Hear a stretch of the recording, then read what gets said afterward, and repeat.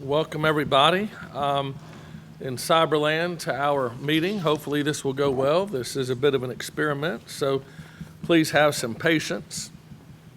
Any developer that's concerned about this method, if you would like to request that we put you off to another meeting when we meet in person, you can certainly, when we get to you in the agenda, you can make that request and we will certainly honor that. The city mayor, council, and staff is concerned more about public health and safety than anything. So that's the number one concern. With that said, we understand the wheels of commerce need to turn, and so we are trying to do the meeting in this format to help you. It's going to be a little bit different, so let me just explain it a little bit. First of all, please keep your microphone muted unless you're speaking. I'd like to first of all thank Jeff Montgomery and Joe Lett, who are in the back, who have done an incredible amount of work, plus the regular planning staff, getting this meeting to happen. No way I could do anything like this, so I told them both if it goes great, I'll take full responsibility. That this is a train wreck. I remember Jeff Montgomery and Joe Lett's names. They set it up. What I'm going to do is I will, first of all, on every item agenda like I normally do, I will invite a city representative up to make the city presentation, and then I will ask the developer to make the developer presentation. At that point, I will open the public hearing, and I've got people listed on about 4 of the different presentations to speak, and I will call them out by order. At that point, if I call your name, please unmute your phone. Whatever questions and concerns or statements you have, you'll have that time, up to 3 minutes to let us know. And then at that point, I will write any questions down. If you have concerns, those will, be heard by everybody in this meeting. And then I'll see if there's anybody else that wants to add anything at the end of that. After we have the public hearing, I'll close the public hearing. And at that point, on each agenda item, we'll turn the meeting over to the commissioners. Not to play preference to anybody, but just because of how my mind works spatially and to try to keep order, Art has always sat at the far right, and I don't believe Kevin will be here, but Clarice has always sat at the far left. So I'm just going to start with Art, and any questions that he has, concerns or comments, I'll ask on each item. And I'll go from Art to Rebecca to Harry to John, me, Holly, Richard, and Clarice. When I get to you, each commissioner, if you don't have anything you want to add, just pass. That'll be fine. After each commissioner has an opportunity, I'll see if anybody else has anything else to add. And then at that point, I will entertain a motion. Once I get a motion in a second, I'll ask for further discussion if any commissioners, by then the public hearing, of course, will be closed. So if any commissioners have anything else to add, they can at that point. And then I will call a roll call vote, once again, starting with Art. And unless Kevin comes in later, we'll finish with Clarice, so that way we know for a fact how each person voted. So that's the basic rules. I've been told that please keep your microphone muted until you talk, and then remute. *6 for the people calling in. As if you're calling in on a phone. *6 is the unmute. It's the unmute. Mm-hmm. So, and for people using the computer, if you hover, there is a microphone. You'll see with an X through it. If you'll just click that, it will unmute you and you can speak. Perfect. And we'll move. With that said, we will move into the first item on the agenda, which is Watershed West. Hey, Lee. Yes, Lee, sir. Just for the record, if we could establish we have a quorum, could we do a roll call for the commissioners? Oh, I forgot to do that. Thank you very much, Ken, for reminding me. I'm remiss. We need to do a roll call for the Planning Commission. to make sure everybody is here. So I'll go in the order I mentioned. Art, Here. Rebecca, Here. Harry, Here. John. Is John in? John, Here. All right, I'm here. Holly, I see you, and we heard you a moment ago. Richard Peterson Here. and Clarice. Here. I'll go ahead and call Kevin. Kevin is not here, Emily. All right, first item on the agenda is the watershed. One second. I know you asked all the applicants if they wanted to withdraw. Did we want to give them a moment? I'm going to at each time Okay. Thank when we get to the applicant. So the first item on the agenda is Watershed West. Is the applicant here? Yes, Lee, I'm here. Scott Hutchinson. Okay. Hey, Scott. How are you today? I'm good, buddy. How about you? Good, good. So y'all are ready to go under this format? Yes, sir. Okay. All right. We'll go ahead. In that case, I will ask the city to go ahead and give their presentation. Then we'll let Scott give his as soon as the city is finished. Okay. Mike. Mike, you're up. You want to share your screen? Gotcha. Okay. Mike, go ahead and just so we don't see you, so if you'll go ahead and introduce yourself so everybody knows who's speaking. Good evening. This is Mike Jeffries, City of Fairhope City Planner, presenting SD 1941 Watershed West. This is a preliminary plat approval. Public hearing to consider the request of Goodwood Mills Kaywood LLC on behalf of the Retirement Systems of Alabama for a preliminary plat approval of Watershed West, a 10-lot major subdivision. The property is located on the south side of County Road 34 between Point Clear Court and Palmer Place.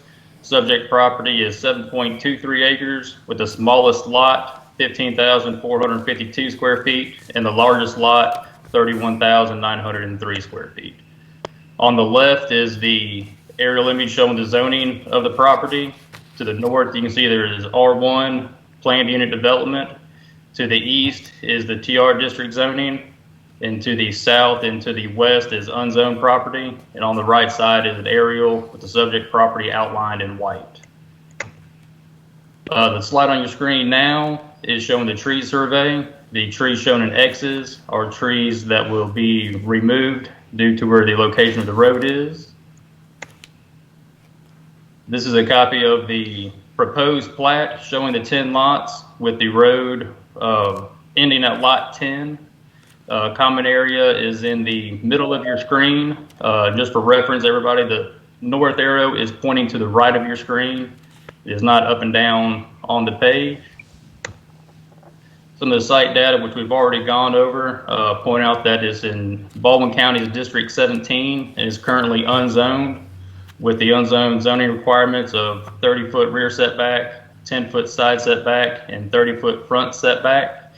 Has the dedicated easements needed by Riviera and Baldwin County shown, and the utilities being Riviera for power, Fairhope for water and sewer and gas, and AT&T for communication. A few comments. Case ZC 19.16 Watershed West is the pending conditional annexation case into the city of Fairhope to the TR district.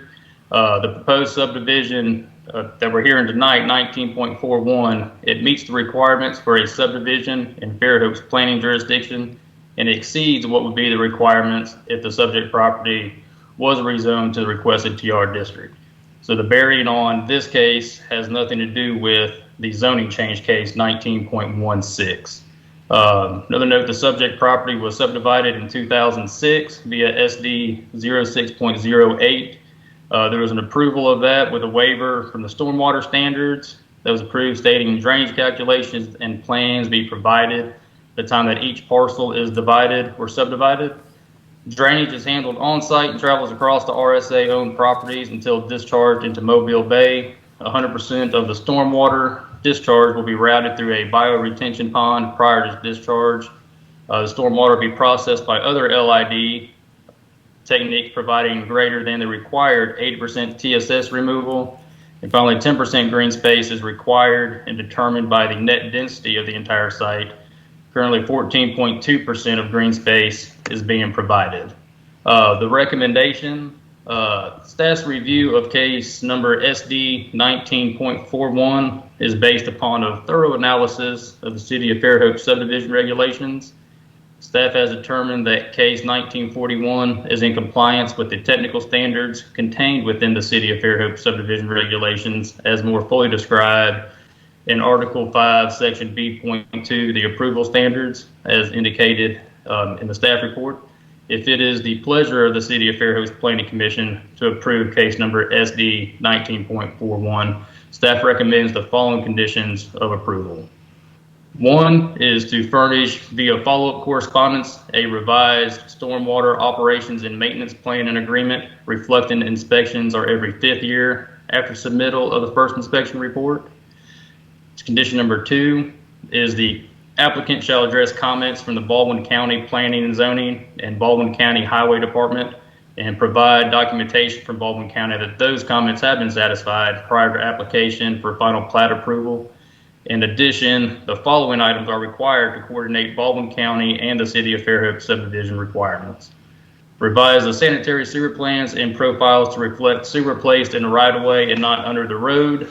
These must be revised plans and profiles shall be approved by the City of Fairhope Water and Sewer Superintendent prior to issuance of a land disturbance permit. Revise the grading and drainage plans to comply with Baldwin County's requirements that no roadside swells be used for detention. These revised plans shall be submitted to planning staff for review prior to issuance of a land disturbance permit. C, revise the drainage calculations to reflect the SCS method of rainfall runoff determination. This is a drainage calculation that shall be submitted to planning staff for review prior to issuance of a land disturbance permit. That condition, to sum it up, is some of the requirements that Baldwin County needs to suffice their regulations, and they're just outlined in detail there. Condition number 3 is to memorialize the final approval statement. This approval does not determine the applicability or proper interpretation of any existing easements, covenants, restrictions, or other private contract rights, and accordingly, easements, covenants, restrictions, or private contract rights which may impose greater restrictions than the zoning ordinance, subdivision regulations, or other law. Staff defers ruling on Article 5.B.2e to the pleasure of the City of Fairhope Planning Commission. Serves as a placeholder for the Planning Commission to act upon. On behalf of staff, I'd be happy to answer any questions throughout. All right. Thank you very much, Mike. At this time, I'll go ahead and let the developer present now. Scott? Can you hear me okay, Lee? Yes, just fine. Thank you. Okay, great. Thank you, Mike, for the report. This is a little odd. I couldn't say I've ever done this before in this format, but so far so good. Again, thank you, Mike, for the staff report. And I know that there's considerable amount of opposition to this project, as we saw in the rezoning case, which obviously was a different case, but we saw that, and we're aware of all the letters and emails in opposition. And fortunately, my job's not to give some moving presentation, but just simply to provide an application that meets the subdivision regulations, which we have, that's supported by staff. And I know one thing that came up during the rezoning, an important thing about the golf balls, and you will see in your packet a report that we submitted addressing that. And in that report, you won't see where we're saying it is or is not safe. We're just simply pointing out that the fact that it's consistent with other golf course developments in the area, and indeed some that the Planning Commission has approved themselves.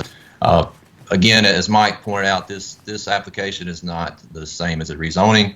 So the vote that was taken at the rezoning to recommend or for the recommendation to the council really does not apply to this. This is a simple subdivision request, and it meets the subdivision regs. So I'll just answer any questions that you may have, or try my best to. So that's really all I have. Thank you, Lee. Thank you, Scott. I appreciate it. All right, we're going to go ahead and work on, this will be the trickier part, the public hearing now. I'm going to read, I've got 5 names that I'm going to read off first, just so everybody can kind of be queued up for when it's their turn. But the 5 names I have listed, and then I'll open it up for a few other people as long as, we don't get too redundant. But I've got Tracy Frost, Carol Sullivan, Adam Milam, Ray Hammock, and Paul Barletta listed. So I just have a note, phone callers will need to mute YouTube if they are watching. Yes, when you're speaking, you need to mute YouTube. So first person is Tracy Frost. Tracy, are you there? I am. Can you hear me? Yes, ma'am, I can. Okay, great. Well, good evening to everyone, and I want to start by thanking you for your previous vote to recommend deny for the annexation and zoning request tied to this subdivision proposal. Your decision was greatly appreciated by the hundreds of us in opposition to this development. And while this meeting is virtual and you can't visually see the number of people in opposition, I can confidently say I speak on their behalf. The proposal in front of you is a slightly tweaked version of the previous plan. A few lots increased in size, some decreased, and the common area green space was reduced by roughly a half an acre. The private gated road has been replaced by a public, accessible, ungated road with sidewalks which run parallel to the number 3 fairway. And there are still 10 homes placed between 2 fairways on the interior of a golf course, which is incredibly unsafe. In fact, the revised plan is even more dangerous than the previous one.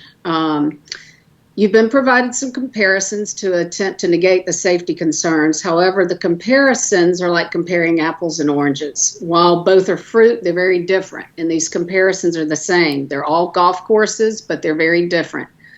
Only Watershed West has homes between 2 fairways on a golf course. All the others have homes on the perimeter. Only Watershed West would have players driving and hitting from both sides of a single home. Only Watershed West would have balls crossing a public road and sidewalks before landing in a front or backyard. And only Watershed West would have a public road with sidewalks running parallel to a fairway. Without a 40-foot fence or netting, nothing will protect the homes or those living in there. The trees mentioned as protection are not sufficient, and the majority of them would be destroyed if this were developed. I'd go on further to say GMC has stated that homeowners would have to sign waivers accepting liability when purchasing a lot. So who's going to be responsible for getting waivers from FedEx, UPS, the trash pickup, lawn care providers, housekeepers, children riding bicycles, visiting relatives or friends, and the list goes on and on. It's not a matter of if someone will get injured or worse, it's when. So if you remember, we talked about this earlier, roughly 70 to 80% of golfers have an issue with slicing. So you'll have golf balls flying at high rates of speed into homes, homeowners, and others from 2 different fairways. The average male golfer hits a ball at around 133 miles an hour and a female at 111. And the course is basically in place 7 days a week, so this development would constantly be pelted with balls, causing property damage, injury, or worse. It's just dangerous. And I know Mr. Peterson was concerned about potentially being sued by the developer if the request was not approved. There is case law that holds municipalities and land and business owners responsible when someone is hurt due to negligence in design or safety. And this form of liability is very real. The best case would be a homeowner suing for repeated home damage, and worst case being severe injury or death caused by an errant shot. We live in a very litigious society, so if legal concerns can happen from both sides, I know the city does not want to be sued by a citizen or visitor for unintentionally allowing them to fall into harm's way. There are many reasons this development should be denied, but at the forefront is the lack of protection for the safety, health, and welfare of the community. So please follow your previous judgment and deny this request. Thank you so much. Thank you very much, Tracy. One thing I would like to mention, I probably should have mentioned before Tracy spoke, the prior item that came in front of us was a zoning request, and zoning requests are a lot different than subdivision. And a zoning request, it's basically more subjective. It's kind of like asking somebody if they like a red car or not, and they either like it or they don't. We should take the comprehensive plan into case with the zoning request, but still, it's much more subjective just by nature. You know, do you like it? Do you not like it? Do you think it fits into the comprehensive plan, which is, you know, comprehensive plan is a little bit like the Bible. Sometimes you can take a verse and argue either side if you want to. Subdivisions are a little bit different item. Subdivisions, we are legally obligated to approve if they meet the subdivision regulations, with the one caveat, if we feel that the subdivision would offer a endangerment to public health, welfare, or safety. And the courts have always been pretty clear on that. And so that's kind of the thing that we, you know, look at on subdivisions more so than, you know, once they meet all the requirements. So those are kind of the ground rules. And thank you very much, Tracy. Yes. Oh, yes, and I'm sorry. If you don't mind, Carol, you're next. And if you don't mind stating your address for Emily. Can you hear me, Carol? Are you there? Did you do?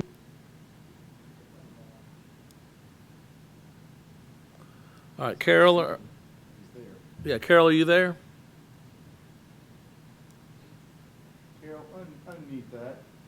Tracy, he's at the same mic Tracy was on, I believe. Yeah, that's what it looks like. I'm Lee. Yes. Can you hear me? It's Carol Sullivan. Yes, I can hear you fine. Carol, what is your? If you'll I'm state with your address. Tracy. I don't think she gave her address. If you need it. Yes.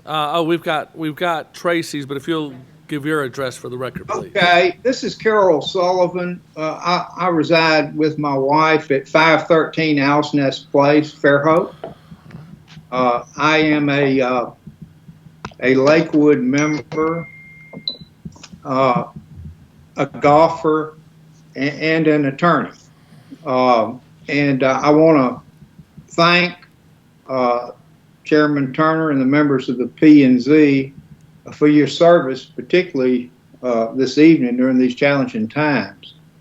5 months ago, we were here before you on December 2nd, 2019, in the City Council chambers that you will recall were basically at full capacity. Tonight, we meet virtually. Last time, the P&Z voted 7-1 to recommend to the City Council that this particular, basically this plan, not be brought into the city. And what's critical is that the decision wasn't based on a technicality with respect to zoning. It was bottomed on the health, safety, and welfare of the citizens of Fairhope and Baldwin County. That particular endangerment phrase that Chairman Turner referred to a few minutes ago with respect to subdivisions applies here just the same. In other words, it wasn't denied on some technicality due to TR. It was denied previously on health, safety, and welfare. So what we have here is, since we were last before the P&Z on December the 2nd, RSA went to the City Council on February 2nd and realized apparently that they didn't have the votes. So they asked you resubmit a modified plan to P&Z, and that's what we're here now. But before coming to you, they went before with the planners at the city, and what's different about this plan is that what was formerly a private road in December is now public. What was formerly gated is now ungated. And at the 12/2, the December 2nd hearing, Scott Hutchison said having a gate was going to make everything safe. Well, we don't have a gate on this plan now. The road, the road was 40 feet without sidewalks. It's now 50 feet with sidewalks on both sides. If this plan is approved tonight by P&Z, I promise you it's more dangerous than the one y'all denied on December 2nd as being unsafe. So why? The road's in the same place. It's next to the fairway. It runs parallel to the fairway. It's dangerous to the public, to garbage trucks, FedEx trucks, broken windshields when people return from the cul-de-sac coming out from drives that go through their windshields, children who can't sign waiver contracts that maybe their parents can, are going to be on basketball, around basketball goals in the front yard, the backyard. They're going to be skateboarding. They're golf balls that are going to be hitting these people. The road in their submission is in the middle of the golf course between two fairways. It's in the interior of the golf course. It's not on the periphery.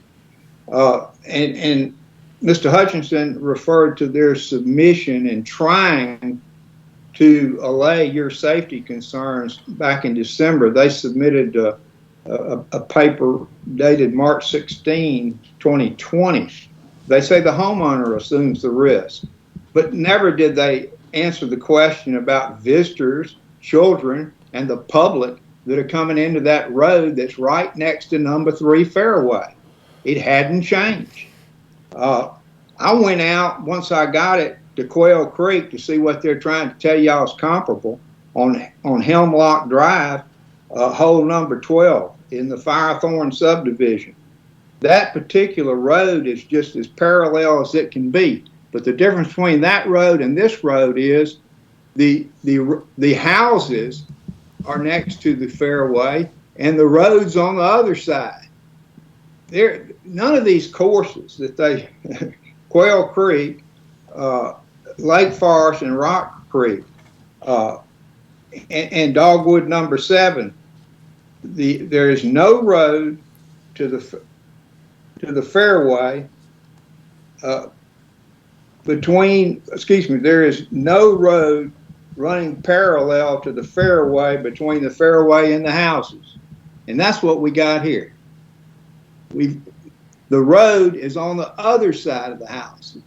And we're talking about public vehicles coming in there. There's been the RSA has not addressed that concern.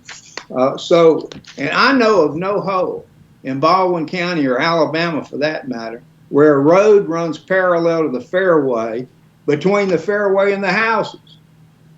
It just doesn't exist. And it sure doesn't exist in the submission that they gave y'all back in March.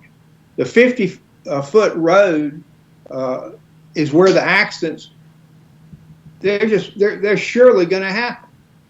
It's not included in it, and it's not even included in that yardage box. Scott didn't mention that, but they gave you a yardage box, and they said, they measured from the center of the fairways on these other courses to the property line, where the property line, but they totally ignored the 50 feet, which would be the road and the 5 feet of sidewalks on either side where people are going to be. And you got to take that yardage box of theirs and to subtract 50 feet, and the calculation shows that this is dangerous per se. So, in the last 3 months, hold on just a minute.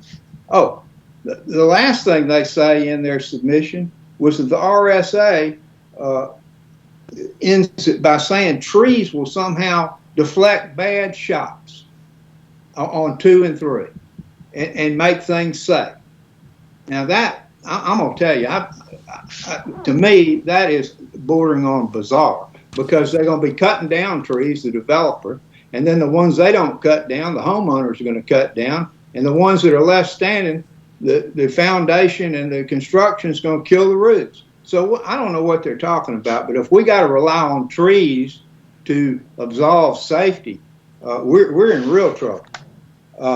So in the last 3 months, we submitted a gathering of golf balls that have been collected in this proposed development area, and those, thank goodness there wasn't a street and houses when those balls were hit, because we'd be talking about a number of injuries.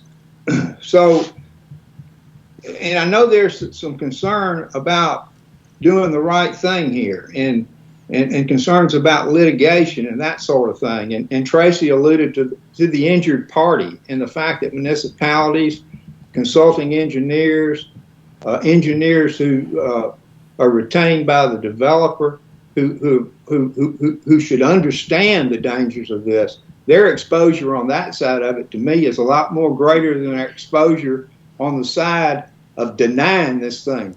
Because I got a case right here from the Supreme Court of Alabama, and it's called In re Baldwin County Planning and Zoning Commission versus Montrose Echo Rouge. And in that case, you had, and it's the Supreme Court of Alabama in Montgomery, Alabama.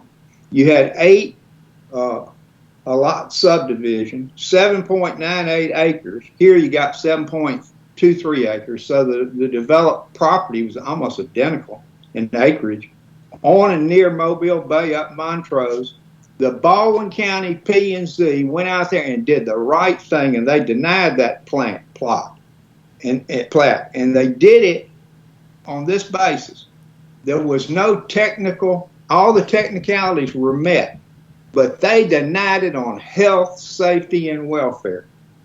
And it went through the courts, and it got to Montgomery. In this case, ex parte Baldwin County Planning and Zoning Commission versus Montrose Echo Rouge LLC, reported at 68 Southern 3rd, 133, Alabama 2010.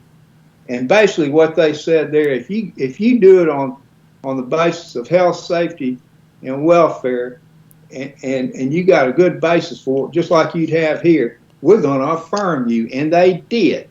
They affirmed them. And basically what that case stands for is, under Alabama law, a planning commission has the authority and discretion to deny a proposed subdivision plat application that otherwise meets the technical requirement of the subdivision regulations if there is objective evidence that the specific proposal would jeopardize health, safety, and welfare of residents. We are on all fours. So, Carol, we're getting pretty long over. We're trying to keep folks to 3-ish minutes, and Okay. about 4 At the times end of the that. So we day, got some other people. I've got one more sentence. I apologize. Okay, go ahead. At the end of the day, you know as I do that the health, safety, and welfare of the citizens of Fairhope and Baldwin County will be severely jeopardized unless you deny this application. Thank you so much. Thank you, Carol. I would like everybody out there to know that these are the emails that we have received, over 50, and I did actually read that lawsuit itself. So we certainly have heard from the public on this. Next person is Adam Milam. Do you have Adam's address, Emily? Adam, are you there? Yes, can you hear me okay? Perfectly. If you don't mind stating your address for Emily, and then go ahead, sir. 20252 Highway 181, Fairhope. I'll try not to be redundant, but Chairman Turner, you said it right. The Planning Commission, and really the central purpose of the Planning Commission, as opposed to Mr. Jeffries and the Planning Department, is to review these plans for the health, safety, and welfare of the residents. That is where your discretion comes in, and it's why y'all's job is so important. Mr. Sullivan made an excellent point that although it was a zoning change conditional annexation application in December, the substance of why it was denied applies both to the reason for the denial of the zoning change as well as this subdivision application because it was denied based on safety, health, and welfare concerns. Really, all the Planning Commission needs to do substantively is follow their 7-1 decision in December 2019, be consistent, and that's really all that pertains to this, because the project as proposed, as you can see on the screen, or I'm looking at the screen, is not substantively different from the one that was denied based on health, safety, and welfare, except for one major problem, and that was the public road deletion of the gate, which Mr. Hutchison talked about at the last one as why they could alleviate some health concerns. I know I submitted some stuff, and I just want to highlight some things real quick. And I don't know if they can pull up that second slide that showed the aerial view map of the holes. Right there, that one, perfect. One thing I noticed about the developer's submission and really their main argument was that, hey, the lot setback lines between the backyards of this proposed subdivision and the center of the fairway is comparable to a hole in Quail Creek and Rock Creek. And Tracy and Carol highlighted some obvious deficiencies in that rationale because none of those comparables have houses on both sides of the fairway in the tee boxes as this would do. But what I wanted to highlight is lot setback lines are not the issues in golf course injury, golf course liability design cases. What's important is what does the design put these homeowners in unnecessary danger. As you can see from the right side of your slide, the homes that now exist on the left of hole 2, they're on the left side of that hole. And from the tee box to the tee green, the golfer is aimed and it is directionally going towards the right, towards that center area. You then cross over the golf cart path, which would be across the road, and you get to the tee box of hole 3. Again, you see the homes on, I guess where you're facing the tee box would be on your left-hand side, and this course is designed to aim and have that golfer go towards the middle part. You can see the green down there at the bottom. Think of this almost like, you know, the yin and the yang symbol. What they're trying to do in golf course design, it's important to have that golfer directionally aiming away from people and homes, especially with slices. And what they're trying to do with this yin and yang, the tee to the hole and the tee to the hole, is they're trying to put a subdivision right in the middle of the yin and the yang. And the cases that I cited where there has been liability for golf course design flaws and liability for various injuries has been that aim and directional issue. And a lot of times what happens is that people, they redesign the course to take the golfers away. And in this situation, they are taking a golf course that was actually designed to have this open space that wasn't even out of bounds, and not have homes in it for the protection. And they're not doing anything to redesign the course, and they're just going to put the homes where it was designed not to have homes. And it's a really bad thing to do for the citizens of Fairhope safety and the welfare, but it's going to create a lot of problems on there. Real quickly, the first thing that the developer talked about in the submission was how a homeowner would assume the risk. And while anybody that moves to a golf course, the cases hold, assumes some sort of risk with the natural game, what they don't assume, and what unanimous, as far as I could find, the cases say, is they don't assume a necessary risk. And courts are to employ a balancing of factors as to whether or not there is liability for negligent design or negligent construction of a golf course to put people in homes' way. So I'm not sure where they say, from our research and observations, there's some kind of legal protection or they automatically assume the risk. That's just false. It's just not true. from my research. And the second most important thing is for our purposes is saying, well, it's your fault or you're legally responsible really doesn't do anything to address the safety concerns that we're here today about to help keep residents and future residents of Fairhope safe and to make sure that we develop in a responsible manner. I think I've already addressed the issues of where they go into this idea that lot setback lines are somehow comparable to other courses. So I won't go into that again. One last thing, when Art Dias was speaking in December, he talked about how it wasn't in the health, welfare, and safety because of the eagles in this area, the wildlife in this area, the Point Clear Creek in this area, and the flooding concerns, which I understand they have LIDs and the TSS removals, but that doesn't do anything to prevent that easily swollen swell that we always see near the Grand Hotel across Scenic 98, which all this would go to. So there are health, safety, and welfare concerns that the commission specifically found to support its denial in December 2019 that are not addressed, still exist, and I would just urge the commission to stay consistent. I appreciate RSA. I know that they've done a lot of good, but this is just one step or many steps too far. And urge the commission to deny this application. Thank you. Thank you, Adam. The next person that we have on the list to speak is Ray Hammock. Did I pronounce that right, Emily? Ray Hammock? Ray, are you there?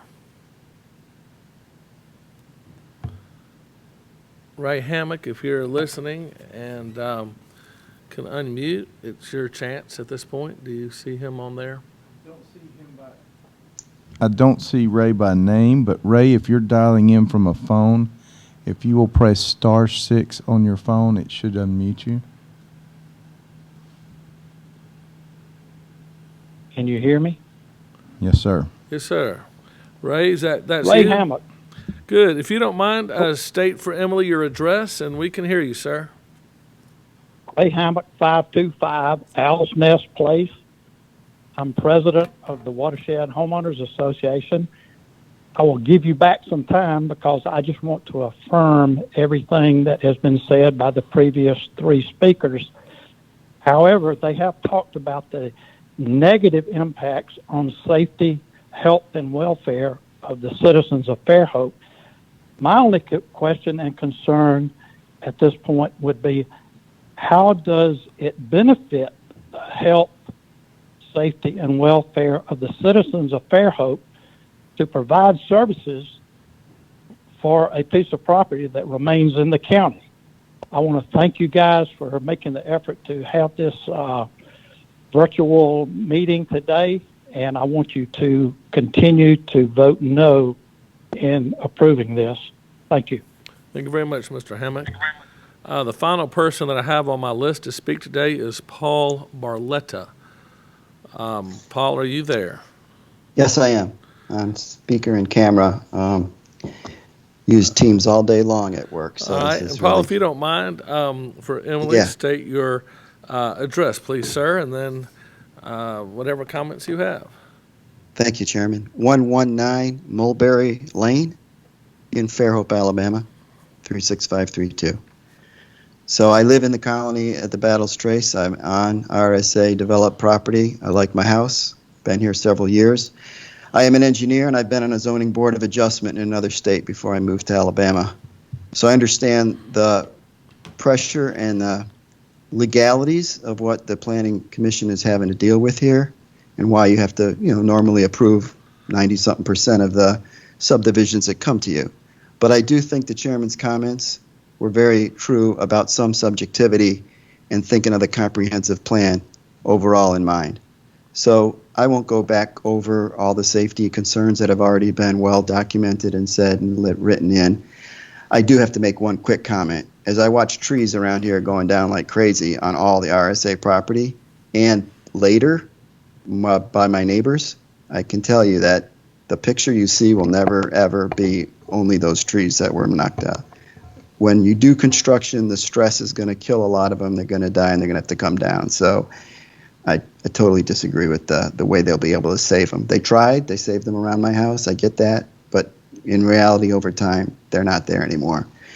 So that's a shame. That's the environmental aspect of safety has been well documented. But this is, to me, a welfare of the city of Fairhope. We have a unique special town, well documented throughout America.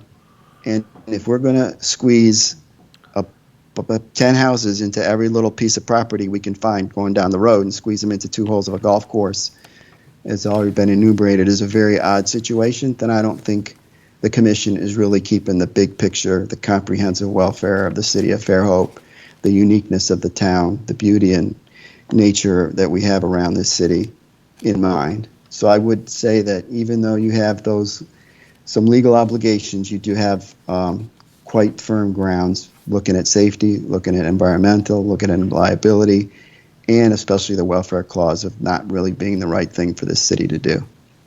That's all I want to say. Thank you. Thank you very much, Paul. I appreciate that. That is everybody who has requested to speak. As I mentioned earlier, we have about 50 emails that have all been pretty much stating a few of the emails from some of the people that spoke that have all pretty much stated what you have heard. If anybody has anything else to add that hasn't been said thus far, we can listen to another couple people if you'd like. If so, just unmute and state your name and your address, please. And a reminder, if you're on the phone, *6 will unmute. Okay, in that case, I will go ahead, and I appreciate the 5 people from the public giving their input in this new method that we are trying. Thank you very much for your patience and working with us that way. I'm going to go ahead. Scott, are you still there? Yes, Scott, are you still there? I am. Okay, I'm going to go ahead and close the public hearing at this time, and I'm going to turn the meeting over to the commissioners. And as I promised earlier, I guess, Art, comments, questions for staff or for Scott? Any input that you have, Art? Not really. Nothing more than what we talked about in December, and the fact that the one thing that Scott noted in his paper had to do with standard golf course design, and I think that's right. There certainly, you go around the country and look at different golf courses, and there is no standard, but a lot of it has to do more with common sense than anything else. And I think that's what gives us the opportunity to assess these types of developments within the interior of an existing course. So with that, that's all I've got for comments at the moment. Thank you, Art. Rebecca? Yeah, I'll just keep it brief. I appreciate all the public participation on this project, and hearing all the comments about, how the trees are protected at this stage, and then of course could be cut down by a resident developing a house. I wanted to encourage anyone who's concerned about that to maybe talk to your council members about strengthening our tree ordinance and how it might apply to residential lots. I realize that's a little bit off topic, but I feel like that's a tool we don't have, and I realize that's a controversial tool, but I'd love to see it. I think I already commented on the overall project in our last meeting, and I won't add anything further. All right, thank you, Rebecca. Harry? Do you have anything to add this time? Yes, sir. You had mentioned there is a little bit of subjectivity that creeps into these discussions, and I'd like to bear on that. This commission has recommended approval of numerous rezoning requests, even those property owners were overwhelmingly opposed to the rezoning. Most of these rezonings involve vacant property. When someone purchases property that borders on or near or is very near a vacant piece of property, they know or they should know that that property might get rezoned for a use that they would be opposed to. They assume that risk when they purchase that property. I view this request from Watershed West to be different. The people that purchased property on or near this golf course made the very reasonable assumption that the golf course would remain a golf course. Because of that, I believe we should side with the surrounding property owners on this issue. And that's all I have. Thank you, Harry. John, do you have anything to add? No, I don't have anything to add, so I'll pass. Okay, thank you. Holly? Hi, everyone. Again, I'm so grateful for everyone's participation. I'm glad that we can work through all these difficulties to try to come together as a community. Nothing, in my opinion, has changed from our last meeting in December on this, so I'll move forward. All right. Richard? Richard Peters? Yeah, and I appreciate what everybody's saying, and I understand the safety issues that come with playing golf and living next to a golf course. And you look at Glen Lakes, the signature hole 16, it's a par 5 right along County Road 20. And I would venture to guess that there's more UPS trucks and there's more people that are on County Road 20 as close to that tee box as there will be living in this subdivision. And I don't know the right answer. The first lady that spoke suggested netting. Netting was used by Lakewood at the end of the driving range at some point in time. And I would suggest that if we approve it, that we make the stipulation that netting is provided along the east side of the entrance road coming in to give that safe zone that everybody's concerned about, and let the developer decide if it's worth doing it or not based on that recommendation. And that's all I have to say. Thank you, Richard. Clarice? Hi, everyone. I think things happen for a reason, and listening to what everyone has to say tonight just reiterates what we've already said. I've looked over the documentation and I try to compare it to the other golf courses and everything. But as I think one of the other individuals said, the difference is there's only one side of a house that's being affected, whereas this you're going to get from both sides of the homeowners are going to be affected by golf balls on both sides. And just yesterday, my family was walking down that street, and the fence that runs past the golf course, and I think it's like Woodland Drive and Battles right there. I mean, there's a fence on that road, and my son was in front of us, and a ball, all we saw was a little orange ball came over the fence, and I guess someone was in their yard chipping, and it came over, but I thought it was a golf ball, something that simple, but it was one of the little soft golf balls, came over the fence and tapped him and fell down, So something that small, a softball, just came over, and that can happen to someone's family. And I'm not going to vote positively on this due to that incident and due to the fact that I don't want someone to buy a home and you're telling me buy at your own risk and you're creating the problem for them. I can't do that. And that's all I have to say. Thank you, Clarice. Kevin has not checked in, has he? All right. Everybody's had a chance for input. Scott, do you have anything else to add at this time? Lee, I do not, other than to say that the road being private, we would gladly do that, have it private and gated if that would be a condition you'd like to put on it. Okay. We have no opposition to that. We prefer that, actually. Okay. That's it. Thank you, Scott. All right, commissioners, do I have at this time, does anybody have anything else to add? If not, I will entertain a motion. Nice here. Wishing to make a motion on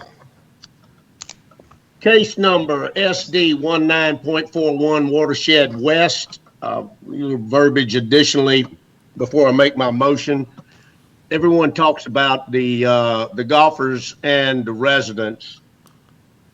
I live right around the corner from this place, and I've been over there for quite some period of time. I will say one of my greatest concerns has to do with that, with the cart path and the entrance road in close proximity to County 44 right there, and the potential for not just a golfer getting run over, but any other pedestrian on the sidewalk with UPS trucks, garbage trucks, and everything else coming in and out of there.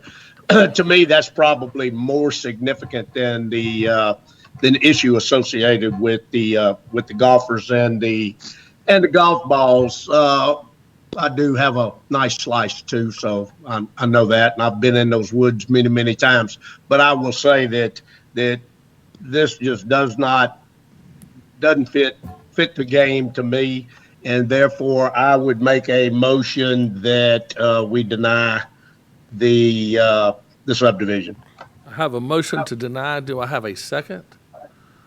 Yeah. Is that Clarice? Yes. Okay, I've got a motion to deny from Art and a second from Clarice. I'll call for further discussion. Any further discussion? Scott, I like to just say, Scott, that I am very much a fan of, up to this point, of everything RSA has done. I think it's obvious with the sales that people like what RSA is doing and building a community there. And I have been, to this day, 1,000% supportive of everything that they have done, all the subdivisions and so forth. I personally agree with what Art says, but also just can't get my arms around having a fairway on each side of the house. To me, just having it on one side and the other house, being a sanctuary is one thing, but having the fairway on both sides, on the slice side, having a house right behind the green, being a slicer myself, it's just a little too much. But again, everything to date till this one that y'all have done, I think has been fantastic. But this just seems just a little bit like 20 pounds of potatoes in a 5-pound sack to me. And I just want to tell you that because I'm not negative against RSA, not negative against the product that RSA has brought to our community and everything they brought. But this one is just, I really can't get my hands around fairways on both sides of houses personally. So, but I did just want to compliment, on the job that y'all have done, that I felt like y'all have done up to this point. Any more further discussion? If not, I'll call the question. Wait, one more thing. This is Art again. Yes, sir. Scott, Scott, two things. Number one, the thought that, and it's not any of our decisions, not the public's decision or anyone else. RSA owns the property. But the thought that what ultimately will happen will be the entire aesthetic quality of this development and this golf course that has got such great history and is one of the most favored courses in the state of Alabama, to get that's a tough word, to get changed to the degree that this type of development thrown in the middle of the course and to really taint the aesthetic quality just really kind of just breaks my heart. Now, that's number one. I will tell you too, just for the Planning Commission standpoint, the case that I guess it was Adam Milam referred to in Baldwin County Planning Commission and Montrose, whatever it was, the case in Montrose. I was the chairman of the Planning Commission in Baldwin County at the time that case came about. And all I will tell you is, and we've talked about this in the past, but certainly being on a planning commission is not a popularity contest. It's not the number of people that show up for or against an item. It's whether they fit the rules and the regulations. If you don't like the rules and the regulations, then change them. But if they do, then you don't. But one of those that you pray that you don't really have to use very often but you really need to pay attention to is the health, safety, and welfare of the public, and this is one of those times. All right. I've got a motion to deny the request, case SD 1941. So I'm going to do a roll call, and if you say aye, then you're voting to deny the request. You're voting against the subdivision. If you say nay, then you're voting against the request to deny the subdivision. Does everybody understand that? Yep. Because it is a negative motion. So Right. aye would be to vote to deny it. So Art, your vote? Aye. Rebecca? Aye. Harry? Aye. John? Aye. I'm aye. Holly? Aye. Richard? Well, I'd feel awfully hypocritical if I were to vote aye, but I will say that I think there is a use for that property and environmentally friendly and a way to take some of the wastewater resources from that area and treat it to where we can water that golf course with it. And I think a wastewater plant may be an option that we can consider there.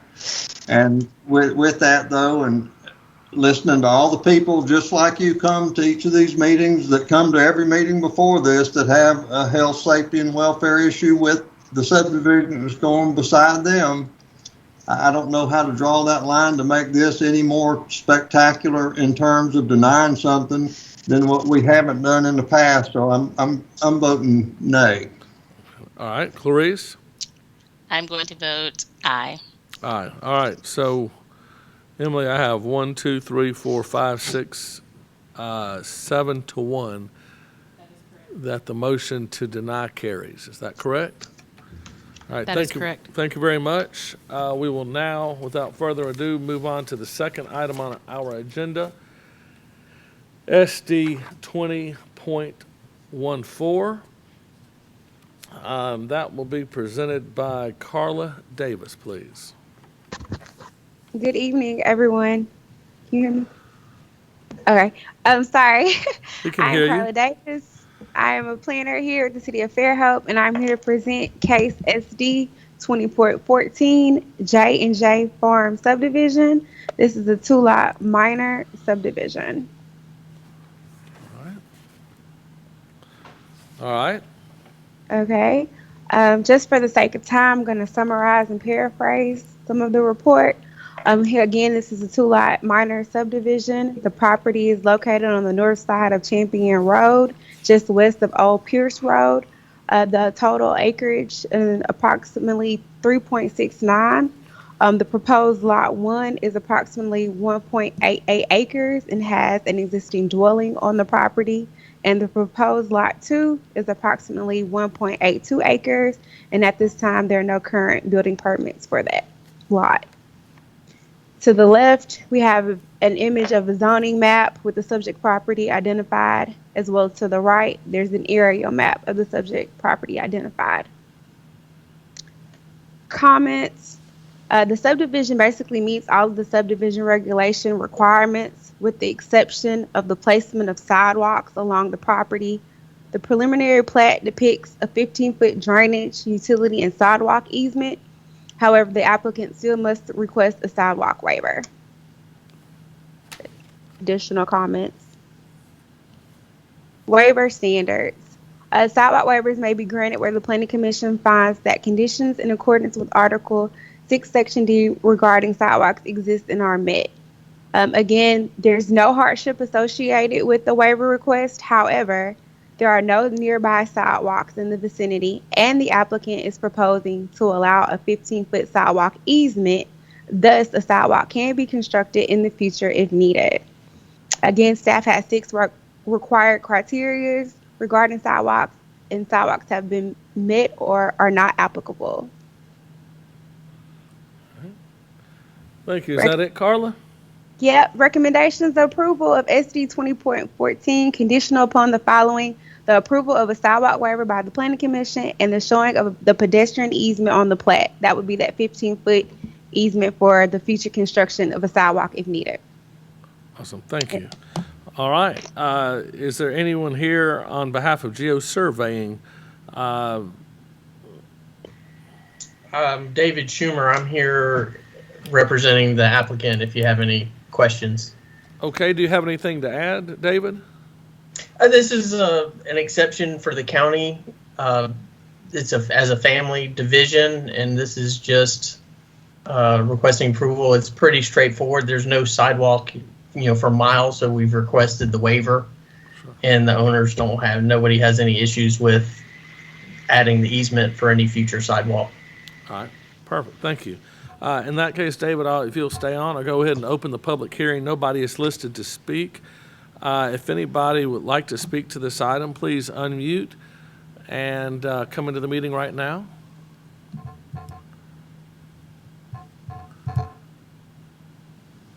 All right. I think I've probably given enough time just in case. In that case, I will close the public hearing at this time.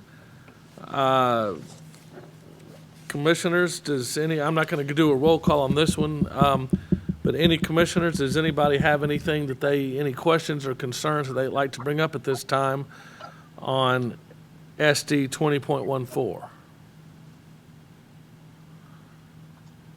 If no commissioners have any questions, concerns they'd like to bring up, I'll entertain a motion.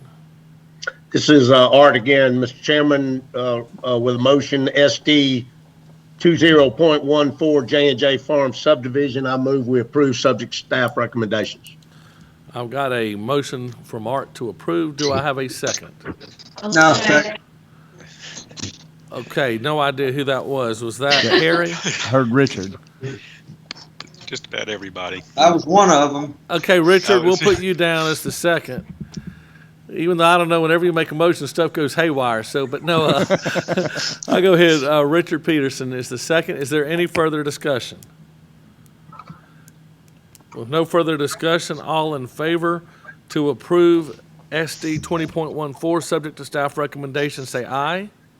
Aye. Aye. Excuse me, I'm supposed to do a roll call. Excuse me. Art? Aye. Rebecca? Aye. Harry? Aye. John? Aye. I'm aye. Holly? Aye. Richard? Aye. And Clarice? Aye. All right, motion passes unanimously, which is 8-0 today.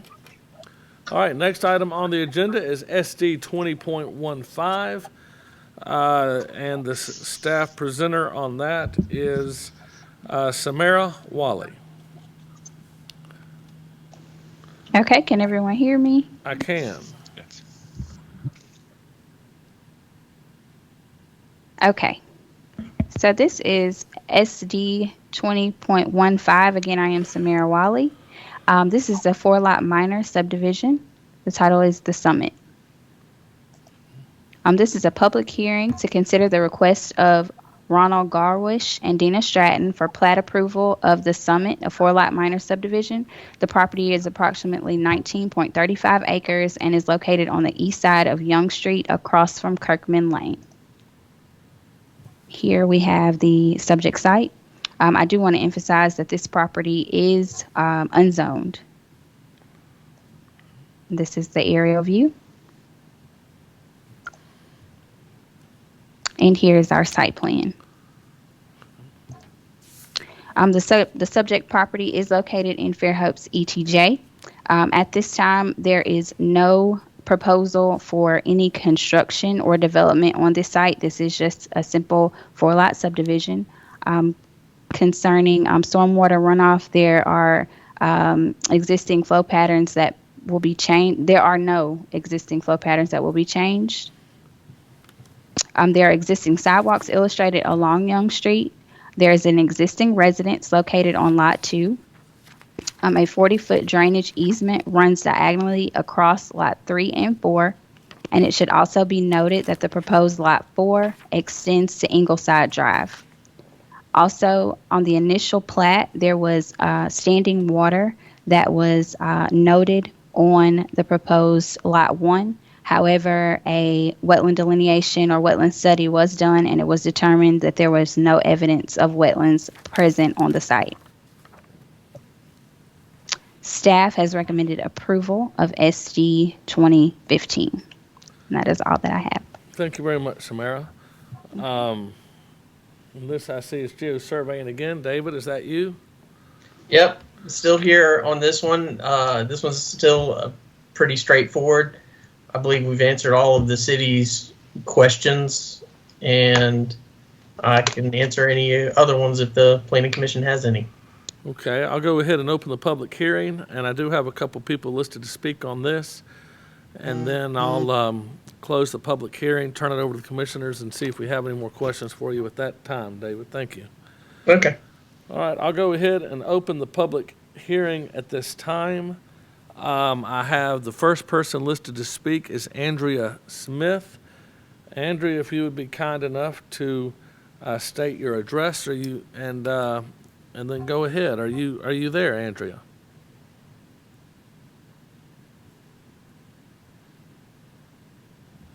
All right, Andrea Smith, are you there? I don't see Andrea's name listed. There are still a few phone numbers. So, Andrea, if you want to speak and are calling from a phone, dial *6 to unmute yourself. All right, I'll go ahead and I'll put Andrea on hold. I'll just put a check by her name. And Lionel Williams is listed to speak also. Lionel, are you there?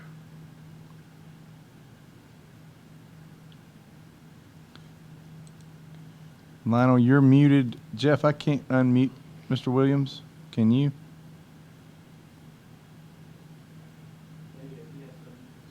Hey, Lionel, you need to unmute yourself. If you're calling on a phone, it's *6. Otherwise, he's on a computer, so just click on the unmute, sir.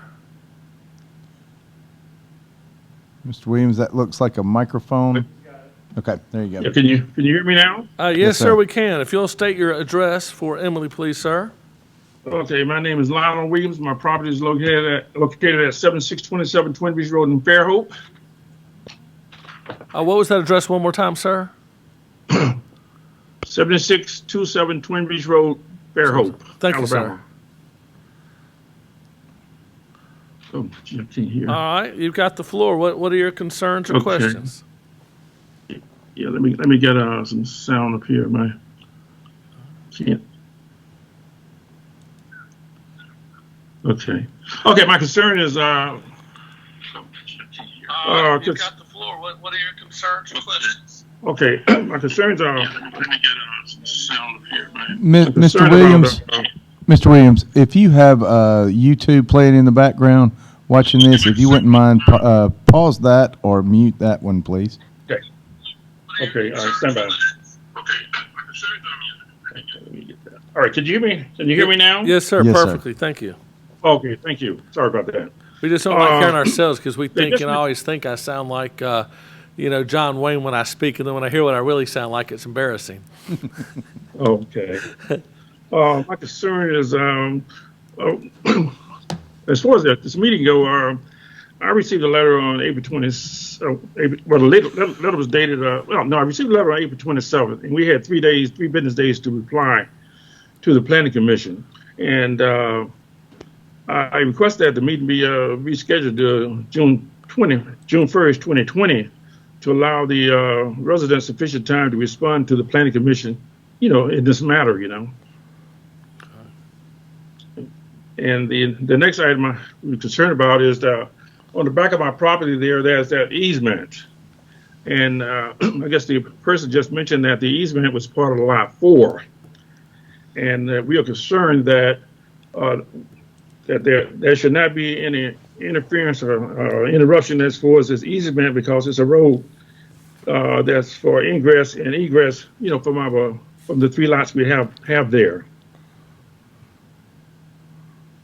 And the other item we was concerned about, maybe they mentioned something about the water drainage. We are concerned about that. And I'm going to repeat this, I guess. We want to make sure that the developer builder will ensure us that the water drainage flowing into and from the subdivision lot will not be diverted, causing runoff or flooding onto adjacent lots. Okay. And also, I guess the is showing that it's going to be 4 lots. And the question is, we have is, this is 4.6 acres for each lot, plus or minus, and that how many houses will be built on each lot. Okay. Also, the concern is we noticed that utility is on the plaque on the drawing for a utility easement, and also on the back of the lot there also is a utility easement showing on the back of the lot also. So there's questions about that. Why is there 2 utility easement on each lot? Okay. And we're concerned about the annexation of the property. This property, I guess, is unzoned. Will this property become part of the corporate limits of Fairhope? And if so, how will the property be annexed into the city of Fairhope? I'll answer that real quickly. This application is neutral on whether or not they would seek annexation into the city. I can tell you that if they are contiguous on any property line to the city and they choose to be annexed, they can be annexed. But they have not requested annexation. That would not come to us. That, is a ordinance item that would go to the city council. This is just purely a subdivision, a minor subdivision that we're looking at. Yeah. Now, when you say minor subdivision, how many homes or houses? Well, it's 4 lots. It's no improvements are brought. Once the lots are subdivided, they then would go to the city of Fairhope to get a building permit to build whatever they wanted to build there. Since it's not zoned, it could be a residence, it could be a commercial building, it could be anything that fits into unzoned land in Fairhope. We don't have any say over that as a planning and zoning. We're simply looking at, does this 4-lot subdivision meet our subdivision requirements? Yeah, but my concern is that, on the plaque, it's not giving the details. That's what we're concerned about. They're going to be coming back to Fairhope trying to get the property rezoned. They should be showing that I would think they would be showing that on the plaque now. All we can look at right now, and I'm not speaking, and I'm going to call up David in a few moments, but all we're looking at right now is what they're asking us. They could come back with any of these lots and request further subdivision later. They could come back and ask for zoning later. I haven't looked at the map to see if they're contiguous on any side. I'd assume where they are that they're probably contiguous somewhere to ask for annexation. So I don't know that, but we're simply looking right now. Our whole question is simply, does this subdivision meet the Fairhope requirements? Right. Okay. But as far as the residents in the community, this is a historic African American community, right? Yes, and we would like to know from the developer. We would like to see more details about how he's going to develop this property, other than just this plain plaque that he has out there right now. I understand. I'll say what Art Dias always says, to protect the land, you've got to bring it in with zoning. Without zoning, Art's the one who always talks about, county zoning and bringing in zoning. Without that, we really don't have, much that we can do. Okay. So in that case, then maybe you... Oh, okay. Yes, sir. In that case, maybe you should consider them going back and actually bringing the proposal in as far as how they're going to lay out these lots as far as the homes. I guess excuse me, as far as the number of lots they're going to have on each parcel. I'll say it that way. Yes, sir. Okay. Right now we're not seeing that, and that's a big question. People have questions about. Sure. Do you have any further questions, Mr. Williams? Yeah. Just one more thing. I want to talk. See if I can get an answer about this easement again, because as I said, we are concerned. That easement is in the back of the 3 lots we have there, and we want to make sure there's no interruption or interference with that easement, because, we do use that easement. Yes, sir. I will ask the question to Mr. Schumer in just a few moments here. Wait, Lee, this is Art. Mr. Williams, are you talking about the easement that runs out to Ingleside? From Ingleside over to Lot 4, yes, sir. Okay, I'm with you. Well, if it's a non-exclusive easement, there really is not any way legally they can interfere with that easement. Okay, because we want to make sure we're not going to be landlocked there, That's right. That's right. Mm-hmm. Yeah, no, if you was that easement given to you when you bought your lot? Was that easement provided to you as part of your access? Well, yes. Okay. We probably owned this property for about 100 years or so. We're going back about 3 to 4 generations. And this easement has always been back there, connected to the property, Mr. Cindy Bowler, running into Mr. Cindy Bowler property, into Lot 4, which is being depicted now. Well, I'm not a lawyer, but I deal in easements and right of ways quite regularly in my business, and all I can tell you is, even if you don't have an easement, it's been in use for that long a period of time, more than 20 years. The courts recognize that it's open by prescription. It's a prescriptive easement, and I don't. Anyway, it sounds to me like you're okay. Right, and also this subdivision wouldn't affect an easement one way or the other. If the easement's there before the subdivision, it's there after the subdivision. If it's not there before the subdivision, it's not there after. This subdivision request would not affect an easement at all. Right. Okay. Let me can I ask one more question, please? Yes, sir.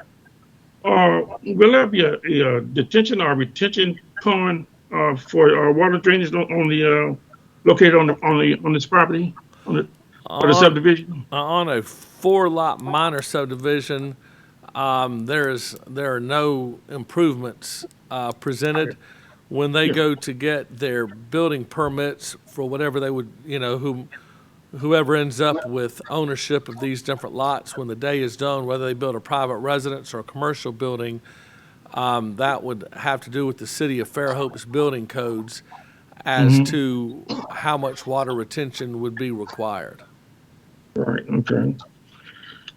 Okay. As far as again, going back to their proposed plan as for developing any of these lots, we would like to see that new plaque, where they have lotted off these parcels.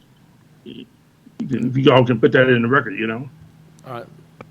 And we have a little bit of a help. We created a document last week that kind of explains some of these things, and we'll make sure you get a copy of that. At this time, there is no future development of these lots. They can only be used just as your lot could be right now as an unzoned piece of property in Baldwin County. So we could in the future receive another plan that might have multiple lots or rezoning or some of those other thoughts, and those will come back to the Planning Commission on an individual basis. So there may be a future for you to get those reviews. Have the bill said anything about how they're going to use these lots, how these lots are going to be developed? They don't have to. These are not zoned, just like your property's not zoned. You could take your house down, put a commercial building there, put a farm there, or put a house there. If it's unzoned, it's unzoned. Okay. It's always great to have your own property unzoned, but you always want the property around you zoned. That's right. Right. Okay. All right. I think that's all the questions I have right now. Thank you, Mr. Williams. Is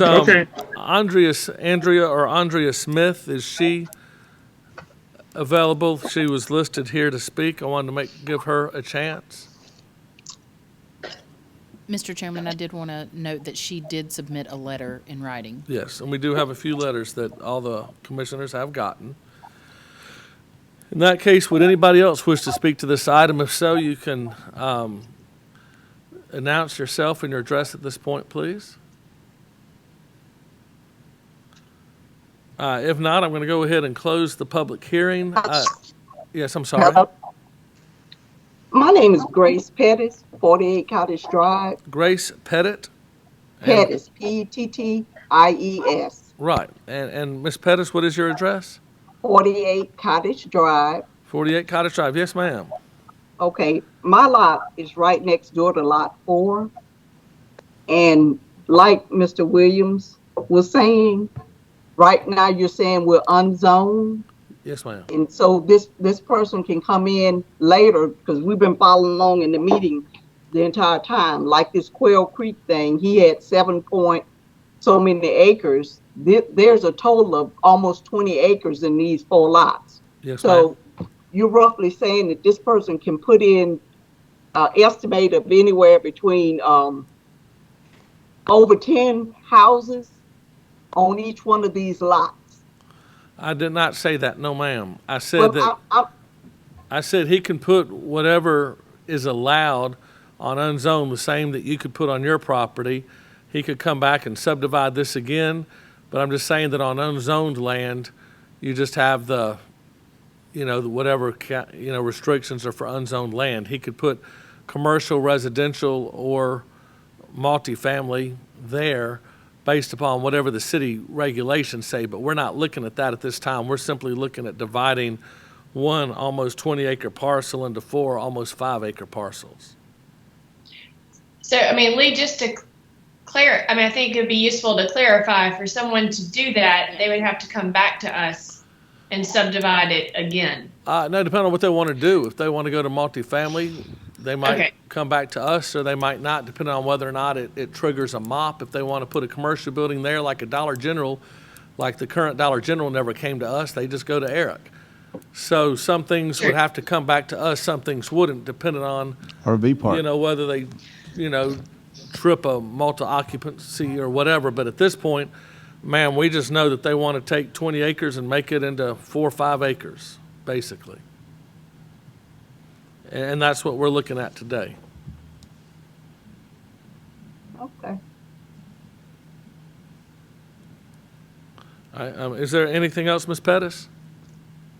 No. Well, wait a minute. Yes, Since this is an unzoned area. Right.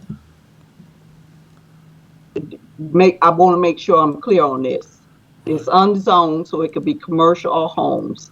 Yes, and commercial could be a gas station, correct?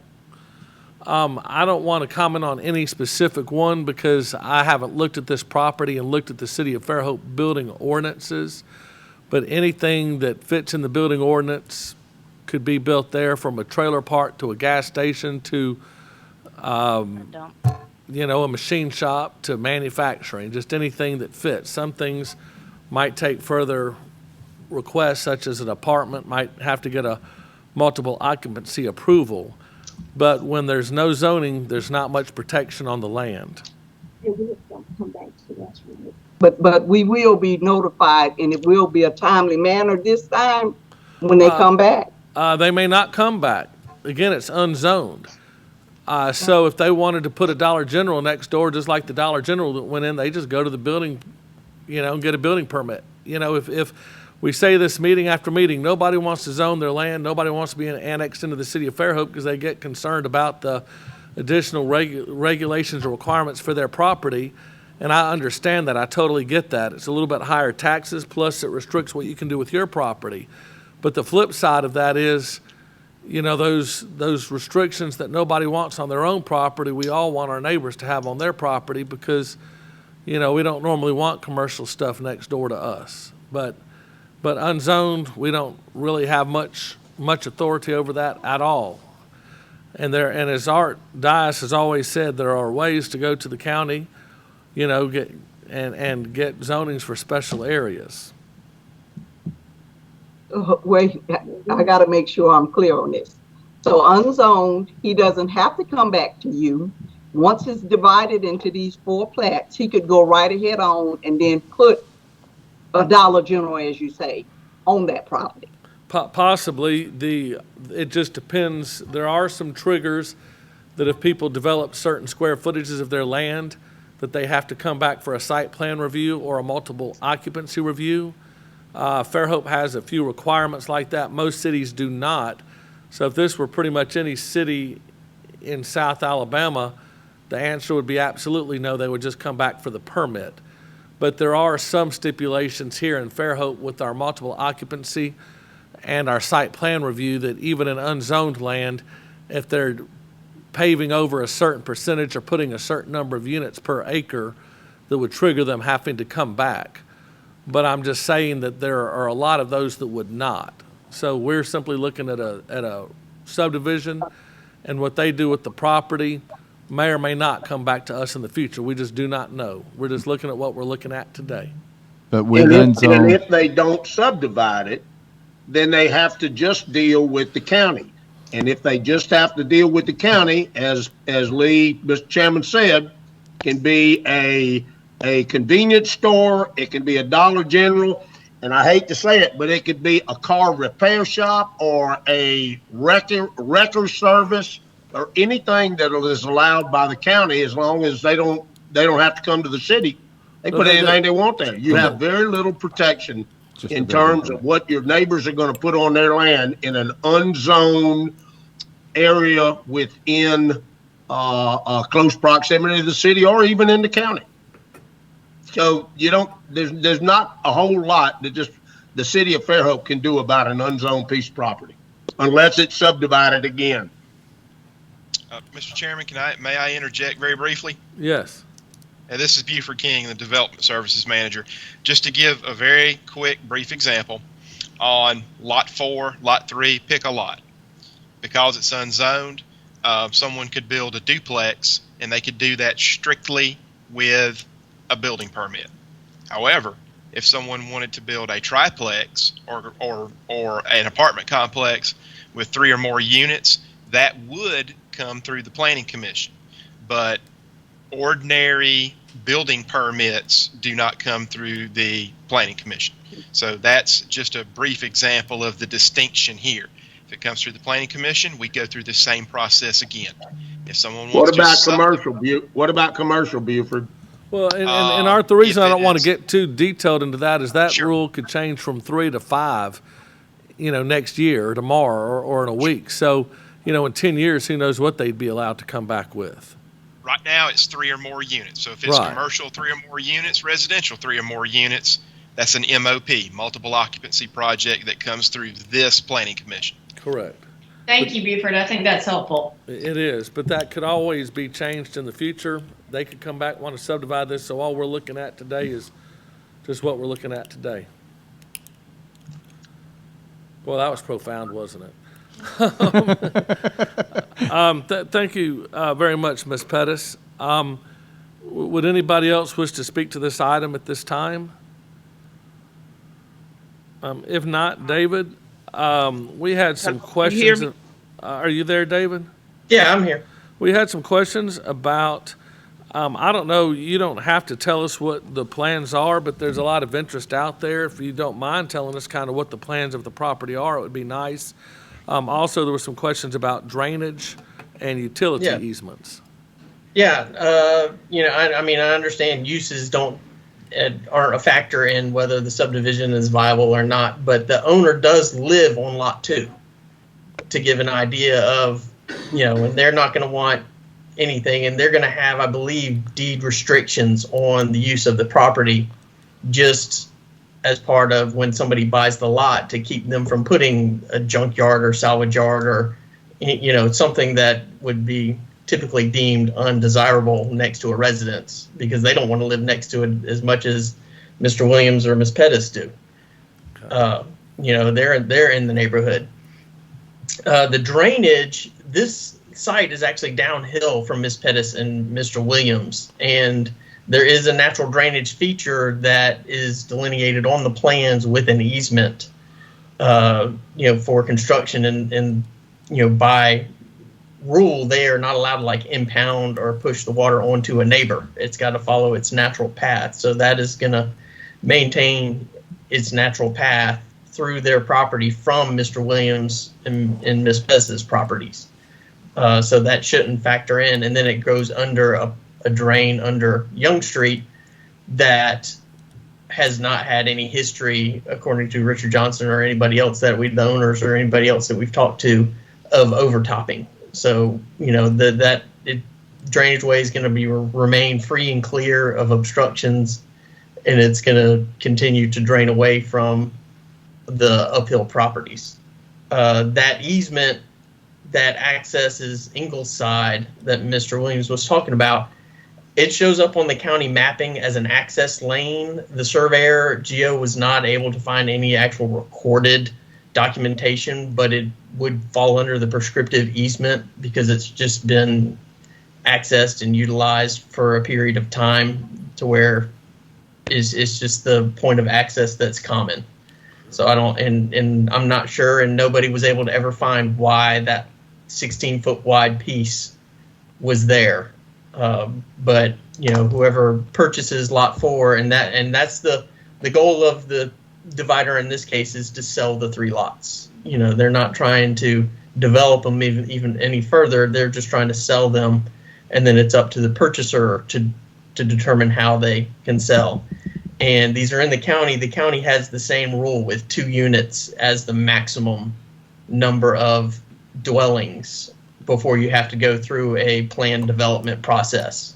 So that, you know, whether Fairhope changes their rules on it, the county has their rules.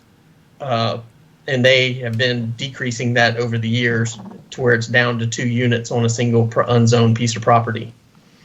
So I don't think there's any worry without it having to come back to be a higher density than that. Anything over 2, whether it's the county or the city, it's going to have to go back through some form of planning approval. I don't think the drainage, I think you mentioned the utility easements going around the property, and that is just pretty much a standard easement for utilities. Power will you could potentially use it, but that's just a standard width of an easement, 15 feet around all property lines, right, just for the protection of the utility companies for access.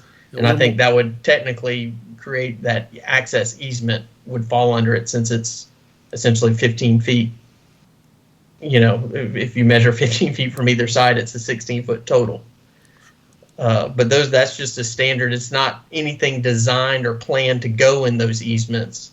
They're just there as a precautionary and future-proofing mechanism. So I don't know if I've covered most of their comments. I think you have. The biggest thing was the drainage on these minor subdivisions. You know, the word's minor, but then it's 20 acres, and everybody gets concerned about the drainage because this is the only time to look at it. So I appreciate your describing the water flow and situation very much.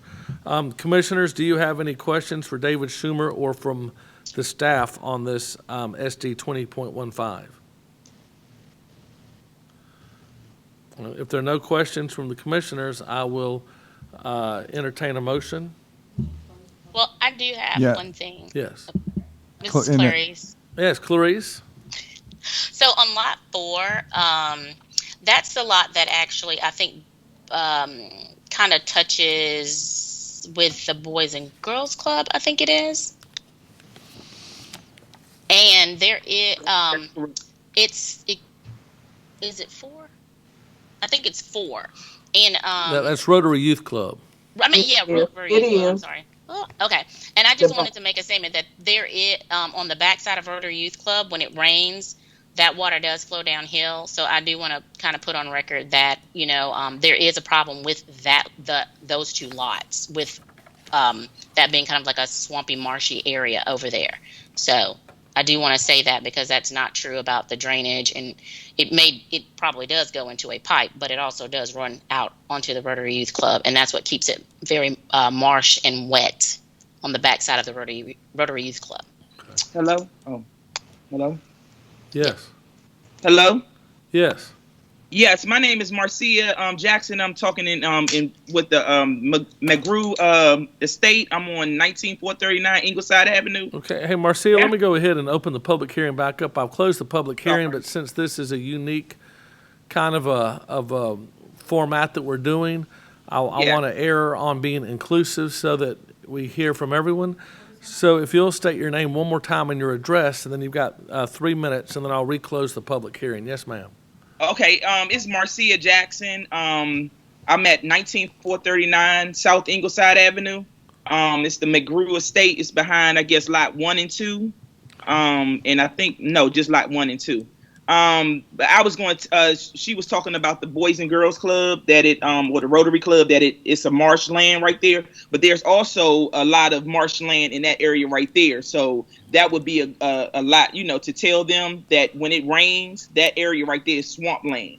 Right. So that's just, I don't know if they could build up or whatever, but that is a problem right there. Okay. All right. That's why there's those 2 big areas, because I know they were talking about lot 1 where they thought was a lake or some type of water, area. That area right there is one, and then there's another one behind our house. So that's like when it rains, that is like the I guess the water retention area, or where everything comes. Right. So that's just a nice, to let them know that even on their side, when it gets deeper into the Ingleside area, that area is wetland. Okay. Yeah, I'm very familiar with that. I actually signed all the checks when the gym was built out, when that was a Boys and Girls Club, and have helped fundraise with Rotary for the Rotary Youth Club. That's an excellent program out there, and I'm very, very familiar with that land. I've been on it back and forth numerous times, and it is very wet back there behind it. You're absolutely correct. All right, well, in that case, thank you, Ms. Marshall. I appreciate that. I'll go ahead and close the public hearing at this point. And thank everybody for your input there. Commissioners, does anybody have any questions or concerns? This is Rebecca. I had a question. I read that the wetland delineation was performed because of the standing water. Was the wetland delineation performed across all of the lots, or just on lot 1? He did whoa, my screen just bounced. He did a survey of the entire property, and although there was standing water, he did not find any wetlands. Okay. I'm not a wetland scientist or environmental scientist, so I have to use the letter that he provided me that we forwarded to the city. Sure. So it's not if it doesn't have this vegetation, it maybe just has water. So it's more of a concern for the owners than an environmental concern. Yeah, it would just be something that the owner would have to understand, whoever bought it. Okay. I guess my only comment is that I realize somebody could come back and re-subdivide these again, but I do appreciate the large lot size of this subdivision seems to give the most options for them to minimize disturbance and to fit into the area. So I appreciate that. Thank you, Rebecca. Any other questions or concerns, commissioners? If not, I'll entertain a motion. This is John. I move we approve SD 20.15. John moves to approve SD 20.15. Do I have a second? Second. This is Art. I've got a second with Art. Is there any further discussion? If not, I'll do a roll call vote. Art? Yay. Rebecca? Aye. Harry? Aye. John? Aye. Aye for me. Holly? Aye. Richard? Aye. And Clarice? Aye. All right. The motion passes unanimously, 8-0. We'll move on to 2016. Maybe next time when Holly comes on, she can sing some Prince with the reverberation she's got there. Knowing Holly's coming in. Item 2016 is, let me see, that is being presented by Buford King. Buford? Okay, commissioners, and bear with me just a moment so I can share my screen. I had it and I lost it. Let me see if I can gather it up again. As long as you're not bringing anything up showing us density models, we'll give you some patience. Oh, I have plenty of that. Okay, commissioners, is everyone seeing the slide okay? Yes, sir. Okay, So, Commissioners, this is actually a case that the Planning Commission considered, same property as was considered 2 years ago by the Planning Commission. And you'll notice on your slide here, we have a zoning map and we also have an aerial image. This is the last remaining out parcel in front of the Walmart Supercenter store on Highway 181. What's unique here is that this is actually unzoned. This property is not in the city limits, as you see on your map right there. The same developer 2 years ago, they requested a preliminary plat and received a preliminary plat approval, but allowed it to expire. Their plans had changed, apparently. We're back before the Planning Commission basically for that same request again. And the reason this is a preliminary plat and not a typical minor subdivision, there is a water main upgrade that is required and a new fire hydrant to be installed. And as you see on your map right here, Lot 1 and Lot 2, each one's just above, slightly above an acre. You will end up with a new water main and a new fire hydrant closer to Lot 2. That triggers this being treated as a major subdivision. So this request is preliminary plat. They'll install the improvements, much like any other major subdivision, come back for final plat. Commissioners, for the sake of time, all of the basic information about the subdivision is on the panel to your left. And you see on your right the staff recommendation. I want to make very clear this is a preliminary plat recommendation for approval. In your packet, there is a typo saying it's concurrent preliminary and final. That's incorrect. It's preliminary plat. The 5 conditions of approval reflects basically some housekeeping issues that we need at the preliminary plat stage to make certain they're carried over to the final plat stage.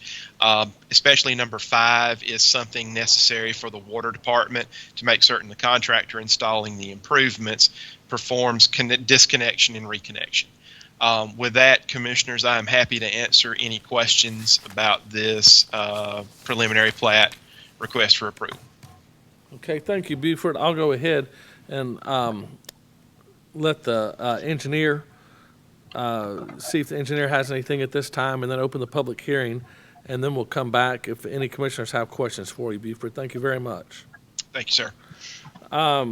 Stephanie Groves is the engineer. The developer is Triple C Development, Inc. Is there anybody on behalf of the engineer or the developer that wishes to speak at this time?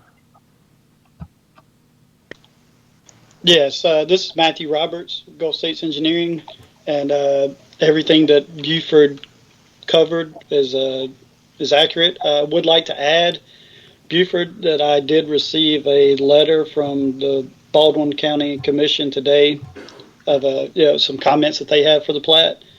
I forwarded that to you for a review to make sure that we are not there's no conflicting information on there.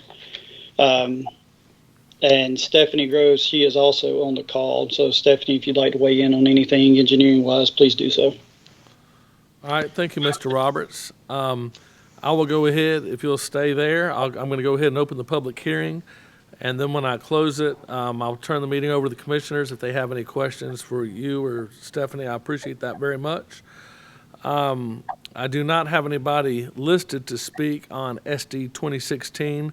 This is an outlying lot on Highway 181 just in front of Walmart. I will go ahead and open the public hearing. Does anybody wish to speak to this item? I'll hold here a couple minutes. If so, just click on the microphone and state your name and your address, please.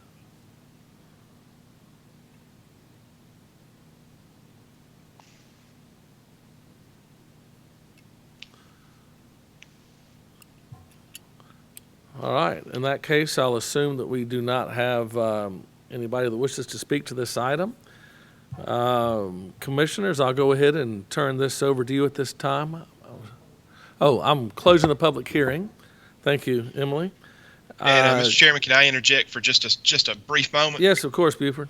Thanking Matthew for that. What we'll do, Chairman, is I think right now, due to COVID-19, et cetera, I think the timelines between city review and county review have unmeshed. Commissioners, what I'll do is I'll review the comments that Mr. Roberts mentioned, and then I don't believe there will be anything of consequence that would affect this approval. But Commissioners, be aware that if there's any changes that need to be made significant, we'll bring it back before this commission.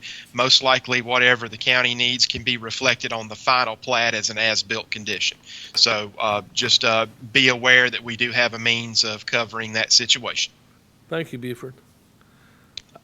Commissioners? This is Art. I need Buford or the engineer. These are the two lots. One's a lot 2 is the auto parts place, and lot 1 is being constructed. What is that? That's a car wash. Car wash.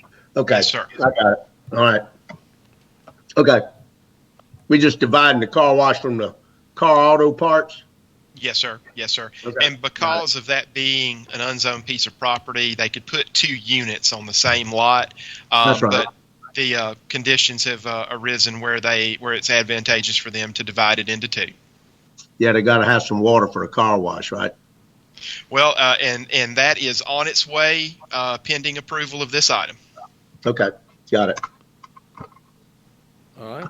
Commissioners, any other questions or concerns?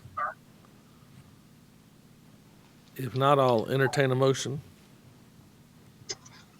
Motion, Mr. Chairman. This is Art. Case number SD 20.16, re-subdivision of Lot 4, East Fairhope Plaza. I move that we approve, and hold on a minute. On the page, approve subject staff recommendations. All right, I've got a motion by Art Dias to approve subject to staff recommendations. Do I have a second? Second. And who is that? John. Is that John? All right, I've got a motion from Art and a second from John to approve subject to staff recommendations. Is there any further discussion? In that case, all in favor say aye. Oh, excuse me, I got to do roll call. I'm so sorry. Old habits are hard to break. Art? Aye. Rebecca? Aye. Harry? Aye. John? Aye. Aye for me. Holly? I'm trying to be quiet. Someone was power washing next to me. Aye. Is that an aye, Holly? Okay, Richard? Aye. And finally, Clarice? Aye. Thank you, ma'am. Motion passes unanimously. Next item on the agenda, UR 20.3. It's a 115211 utility review for Southern Lights. Buford? Okay, Commissioners, and bear with me once more while my screen is sharing.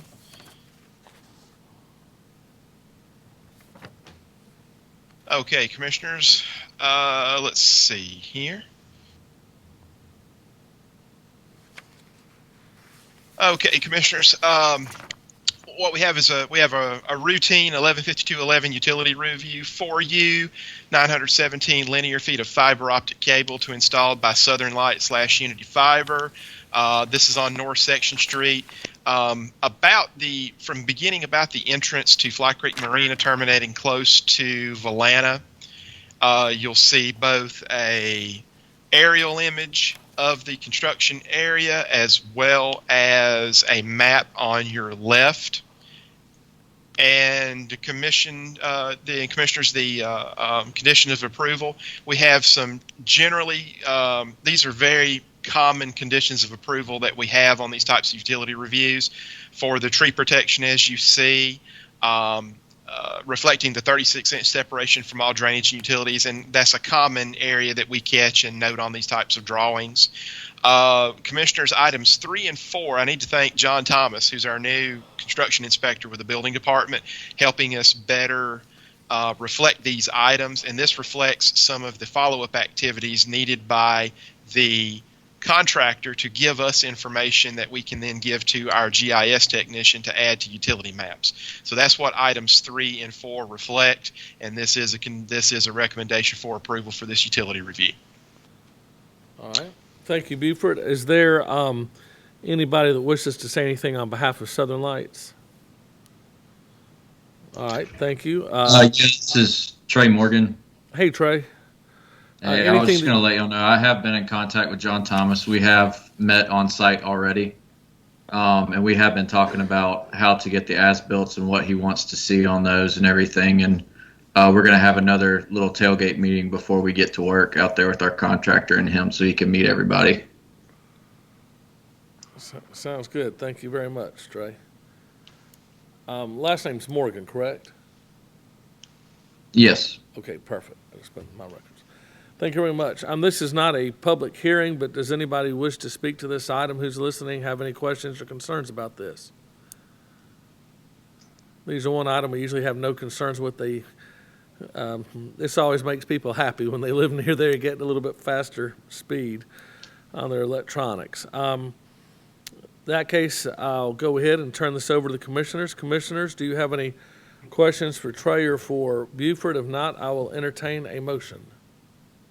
Mr. Chairman, this is Richard. I'll make a motion for case number UR 20.03 that it is approved based on the conditions provided by staff.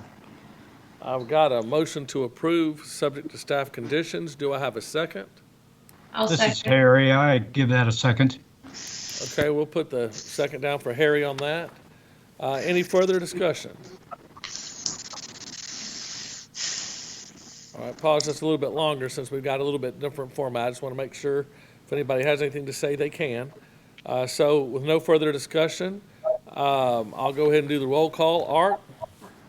Aye. Rebecca? Aye. Harry? Aye. John? Aye. Aye for me. Holly? All right, Richard? Aye. Thank you. Richard? Aye. And Clarice? Aye. All right. Motion passes unanimously. Next item on the agenda, SD 2018. That'll be presented by Samara Wally. Samara? Okay, let's see.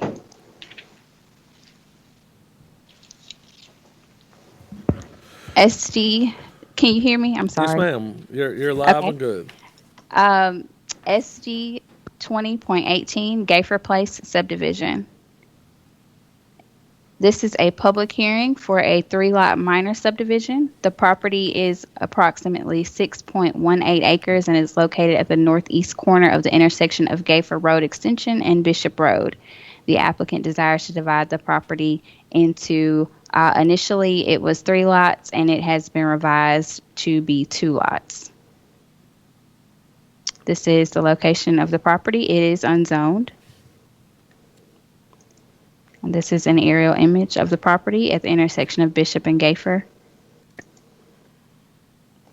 Here is our site plan.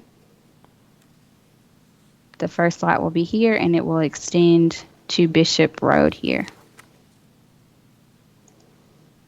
So the subject property is in Fairhope's ETJ. It does not include any building of any infrastructure of any improvements at this time. And concerning stormwater runoff, the existing flow patterns will not be changed. There are no sidewalks along Bishop Road, and if approved, the plat should be revised to illustrate sidewalks or a sidewalk easement. And it should also be noted that there is an existing residence, mobile home, and shed located on Lot 1, and a resident and 2 sheds on the proposed Lot 2. Lastly, it should be noted that the proposed Lot 2 will have 2 street frontages. So staff recommends approval with the following conditions, and that is provision of a revised plat illustrating a sidewalk along Bishop Road or a sidewalk easement. Okay. And that is all. Thank you very much, Samara. Is there anybody here on behalf of More Surveying? Seth, are you listening at this time?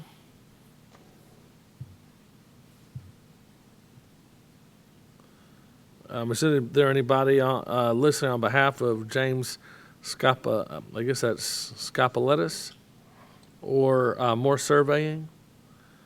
Seth is appearing to be online. He appears to be. There, let's give him a minute to see if he can figure out Okay. maybe the unmute button. Seth, if you hover over the screen and click the microphone. Seth, if you can click on, while we're waiting for you, I'll go ahead and open the public hearing at this time to see if anybody from the public wishes to speak to this item. This is intersection of Bishop Road and Gayfer. Are there anybody from the public wish to speak to this item?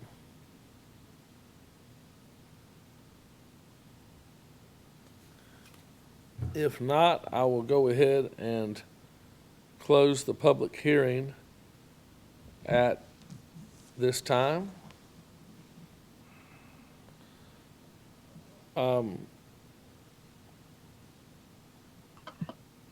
Seth, are you there? All right.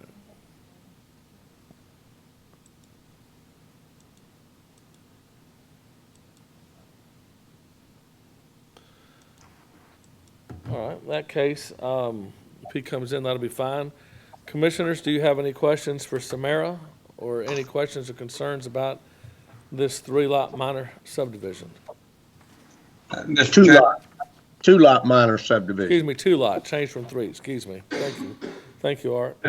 Mr. Chairman, this is Richard. I've not been as active in day-to-day activities as I had been, but I was looking at the water map and I didn't see a water line on Gayfer. And I'm wondering how if there's a fire hydrant close to the lot 1 that meets the requirements, or if there's actually water available to lot 1 if it's not. Does anybody know, did the DRC meeting cover any of that? Mr. Chairman, I'll jump in there real quick Samara, forgive me if I interjected. But Richard, we consulted with Sandy Garber, the fire inspector, and the nearest fire hydrant is at the intersection of Gayfer and Bishop. And we showed Samara and we showed the arrangement to Sandy, and he was acceptable with that layout in terms of where it is next to the existing fire hydrant. And it is located at the intersection. It's hard to see, but it is noted here, existing fire hydrant. So it will be within the proximity of proposed lot 1.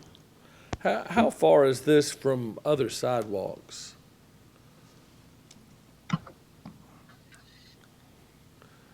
Yeah, I was looking, pardon me to interrupt again. I was looking at lot 2 being 547 feet. Is that right, or is that the whole lot?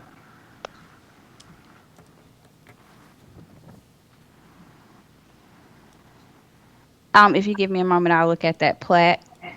Or actually, it looks like it's 547 plus 211 is lot 2. So that puts lot 1 well outside the 450 feet, I guess, is what I was trying to rationalize in my mind about.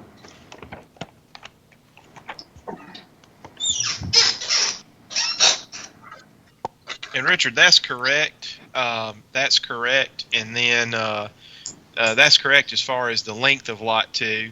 If you go north on Bishop Road, technically you have a portion of lot 1 that's also within 450 feet of that fire hydrant. And that's why we consulted with Sandy on this type of thing, because of those dimensions, and got a ruling from him as far as fire protection.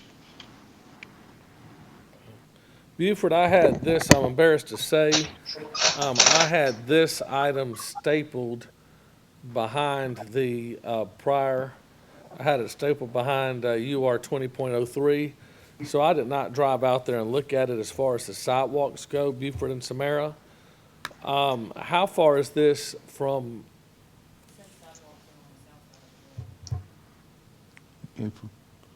Because, this area is getting pretty dense.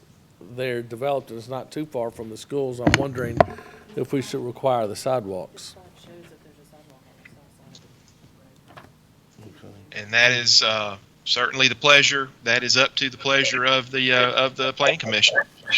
But on the Bishop Road, if there's one on the south side of Gayfer, at least we have one there. But what about on the Bishop Road side? that should probably have sidewalk there, that would then connect over to the Gayfer sidewalk. And commissioners, and I had to think for a moment because I worked on a subdivision on that northwest corner of Gayfer and Bishop. I had a subdivision case of my own about a year ago, and that area on the Bishop side, there aren't any sidewalks. You have basically have the travel lanes and a road ditch on either side in most cases. Yeah, I think we ought to have sidewalks there because you're getting pretty close to those apartments, and you got apartments on the other side, on the north side of there, and then on the south side, you got some lower density apartments, that is on the north side, but then on the south side, you've got the school, and eventually they're going to be, sidewalks down all of Bishop Road. I would propose sidewalks as well, due to the fact that we approved some new apartments on Gayfer Extension right there, close to that corner, as well as that we're about to have a K through 6th grade elementary school with more density in the school. So I was going to make a motion to propose to accept it with the sidewalks. Not just the easement, but to ask for the sidewalks to be placed throughout that corner. Yeah, and basically, that we wouldn't even have to really put that in a motion, wouldn't that just be understood if we don't accept the waiver? Well, it says illustrating a sidewalk along Bishop Road or a sidewalk easement. So I would take out the easement and just illustrate a sidewalk. Okay. Do you want to make that in the form of a motion? Sure. Am I reverberating too much? No, you're fine. The power washer finally left. Sorry about that. So that would be, I make a motion for SD 2018 that we accept with recommendations, provisions to revise plat illustrating a sidewalk along Bishop Road. I've got a motion to approve SD 20.18, including a sidewalk on Bishop Road. Do I have a second? I'll second. Is that Clarice? Clarice. I've got a second with Clarice. Any further discussion at this time? Mr. Chairman, may I interject for just a moment? Yes, sir. The situation there is that because this is a minor subdivision, the applicant would have 60 days to record a plat. So if we're requiring physical installation of sidewalks, then we're talking about having to install them, and then record a plat within 60 days. So possibly we may need to amend the motion to reflect that. That we record the plat. Either we'll record the plat after the sidewalks are done, or some similar revision.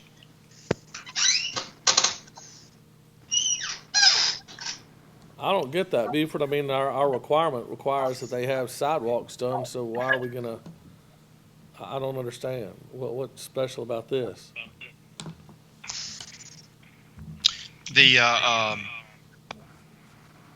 I guess the enforcement capability. I'll tell you what, commissioners. I may have gotten carried away there. We will confer with the Public Works Director, assuming approval of this item. We will confer with the Public Works Director and then follow up with the applicant. Okay. How about that? Sounds perfect. All right. Any more further discussion?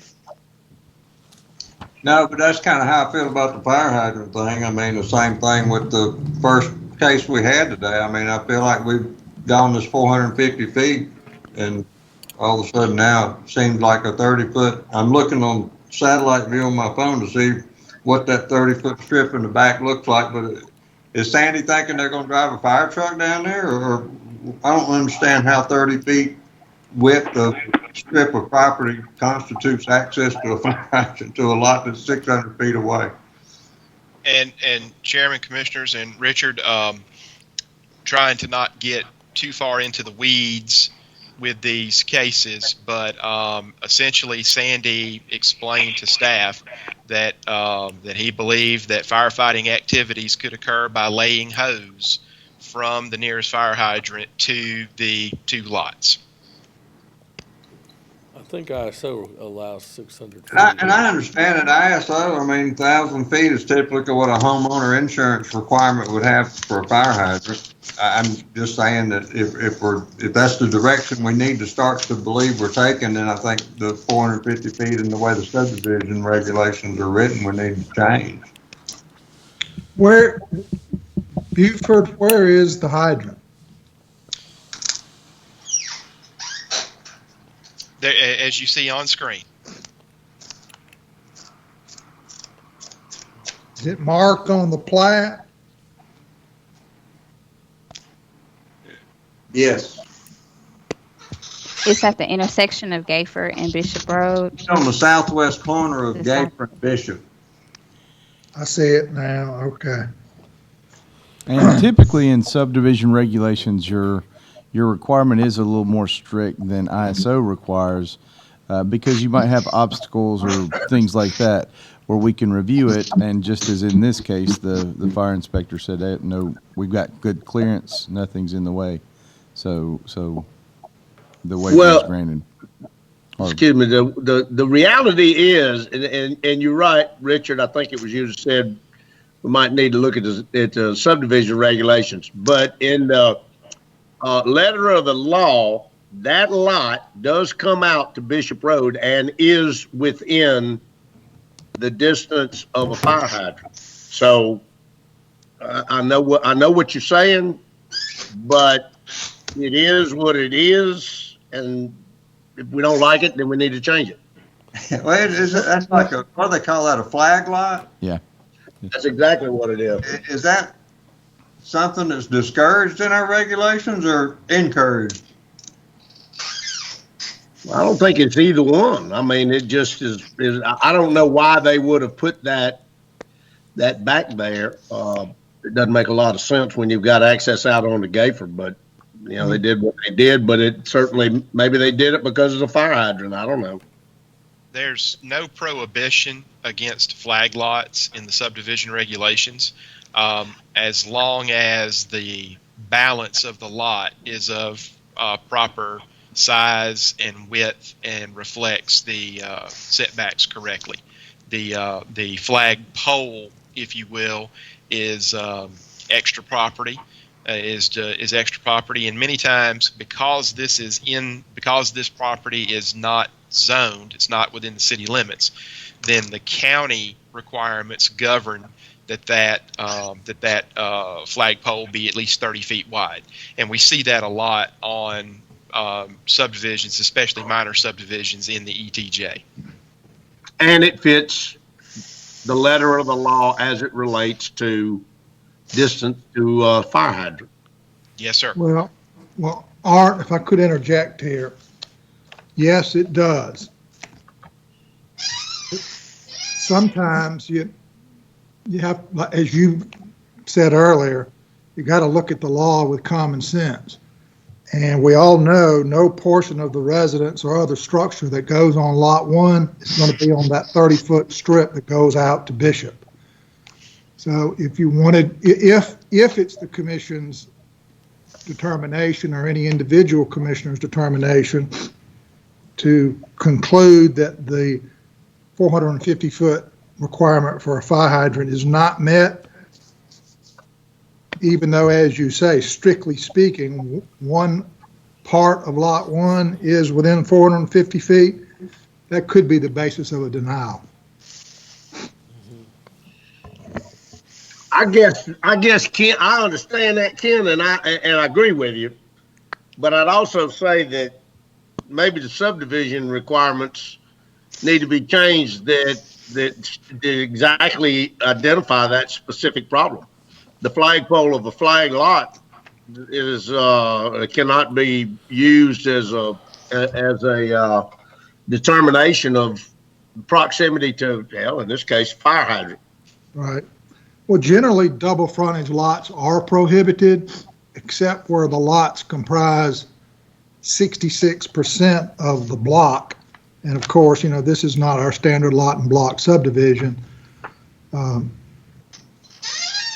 I just wanted to put that out there because it sounded like a few commissioners are struggling with this. Well, my biggest concern is, if we're going to go, I have no problem, and I don't ever want to second guess what anybody in the fire department says.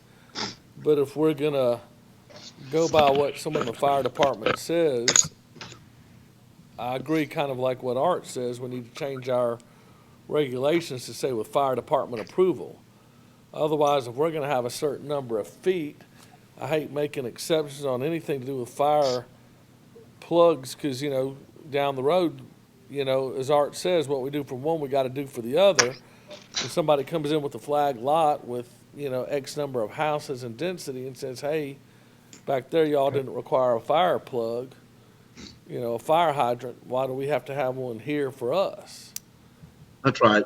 And that's my concern. I think, change the regulation to say, get fire department approval of your subdivision, or if we say it's got to be within a certain feet, then we go by that. But Lee, do we want? I'm not But I sure don't we think we want need to to leave, deny. I leave think that. I don't think we want to leave that subjectivity in there where we're putting the fire department on. No, I don't think we need to at all, but I'm just saying if that's what we're doing here, we're giving a waiver based on what the fire department says. I'm just saying, that's what my concern is. I think, I don't think we have to deny it, but I think we could approve it subject to, meeting the regulations with the fire hydrant. Well, if we don't want to, I don't think we want to leave any subjectivity in our regulations. It's good, especially something like this. It needs, I agree. Right now it's definitive. It's got to be within a certain distance. You just got an anomaly here that we've got, we need to think about how we want to deal with it. Because right now in the letter of the law, and I understand what Ken says about common sense, but letter of the law, it meets the subdivision requirements. Said a little differently, it does meet the letter, but I don't believe it meets the spirit. Well, and Ken, what did you say about a prohibition on double frontage lots? Well, generally, in the lot standard section of the regulations, double frontage lots are prohibited, except where the lots make up 66 2/3% of the block. But again, this is not our standard lot and block subdivision, so it's a little hard to get your head around how to apply that regulation in this particular context. Well, maybe it meets the letter of the law, but maybe now it has also, I hate to say this, but maybe now it comes back to the issue of the health, safety, and welfare of the public. You got somebody down there that's, what is he, Richard, 700 feet? Yeah. Mr. Chairman, Hunter, was Seth Moore able to join us?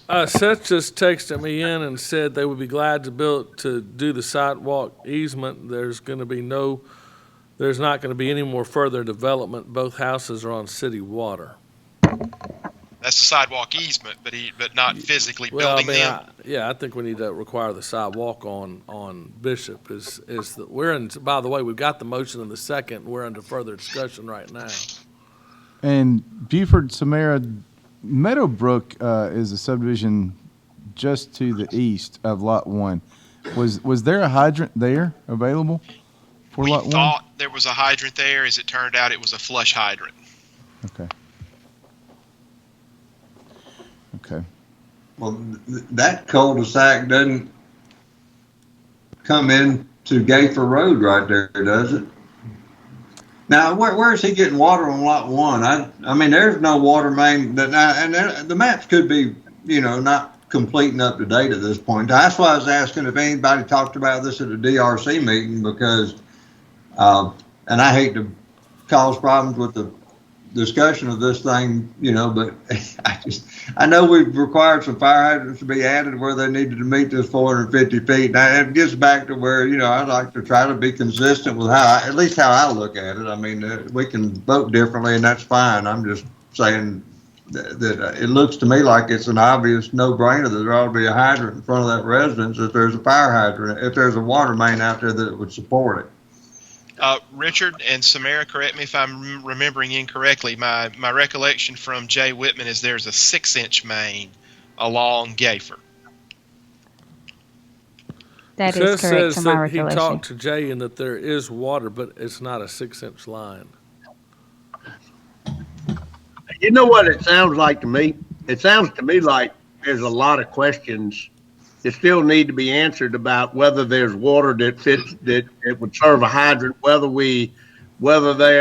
there is the flag lot is the way that it is, and whether there's, I think I just said this, whether there's water to support a hydrant down there, whether we need to require that, and maybe we don't, maybe we need to get those questions answered before we actually make a decision on this. This is June. Our next meeting is this afternoon and left a message with him to try to find out more about it. And I didn't. But Lee, is he texting you? Can he get up on a? I can pull them up on a call, if there are a lot of, and put them on speakerphone.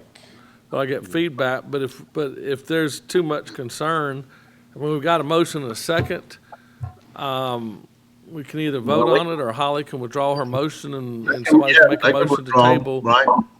I'm happy to add in that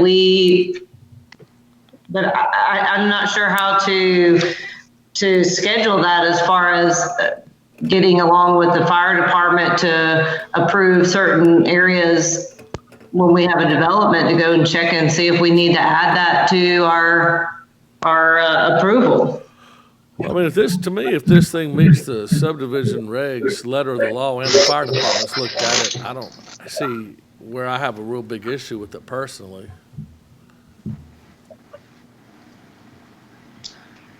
Well, I do know that there is some added language about the responding fire department or the fire chief or somebody, and I can't reference the subdivision regulations right off the top of my head, but there is a reference to that as being part of the approval process if there's something unique about the subdivision.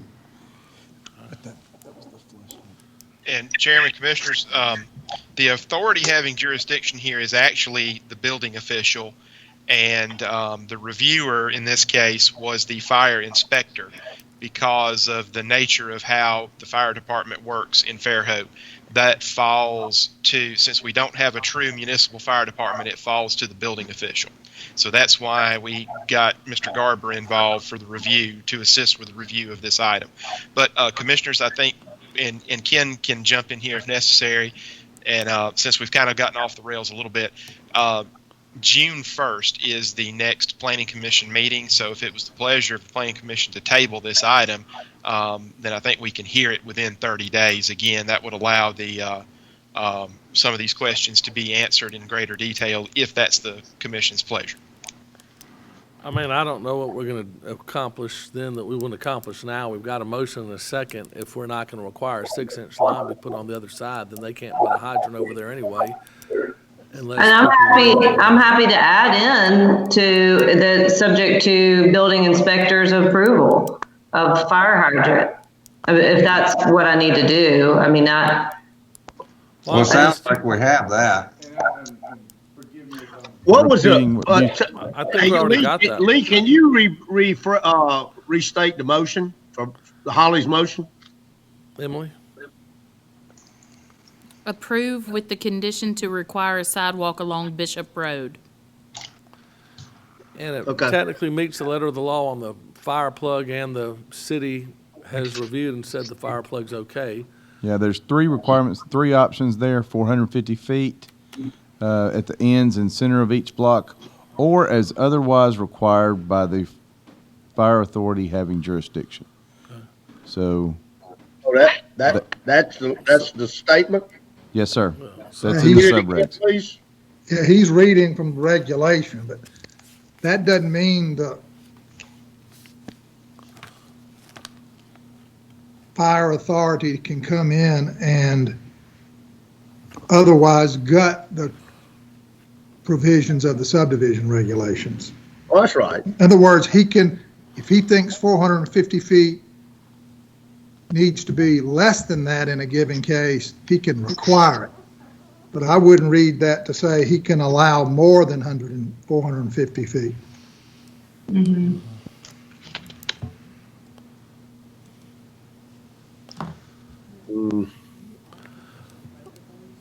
Okay. All right, well, I've got a motion and a second. Any further discussion? If not, I'm going to go ahead and call the question. Well, I mean, I just, my discussion is just, I don't feel comfortable that this is resolved or that I could vote yes on it with currently. Just, it seems like we need, it seems like as big a health, safety, and welfare issue as golf balls to me. And it's a kind of a strange exception. So. All right, well, Holly, do you want to withdraw your motion, or do you want to leave it standing?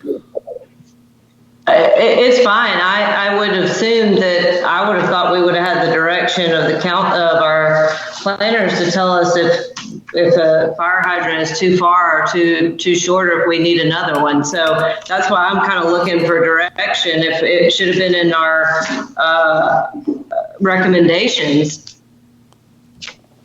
It is. I mean, it seems like the city staff doesn't have a problem with it.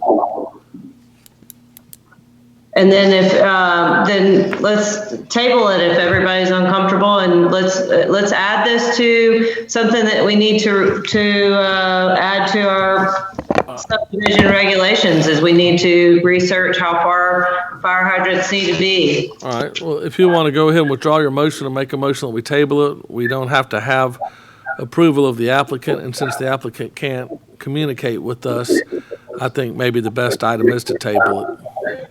That's fine, because I do think that is a safety issue for sure. Okay. Way more important than sidewalks. But so I will go ahead and more people die getting hit by cars than burn up in their houses. So don't kid yourself about sidewalks and safety issues. But go ahead if you want to withdraw your motion and change it to a table. Okay, I withdraw SD 2018 and table that. Okay, so I have a motion to table SD 2018. Do I have a second?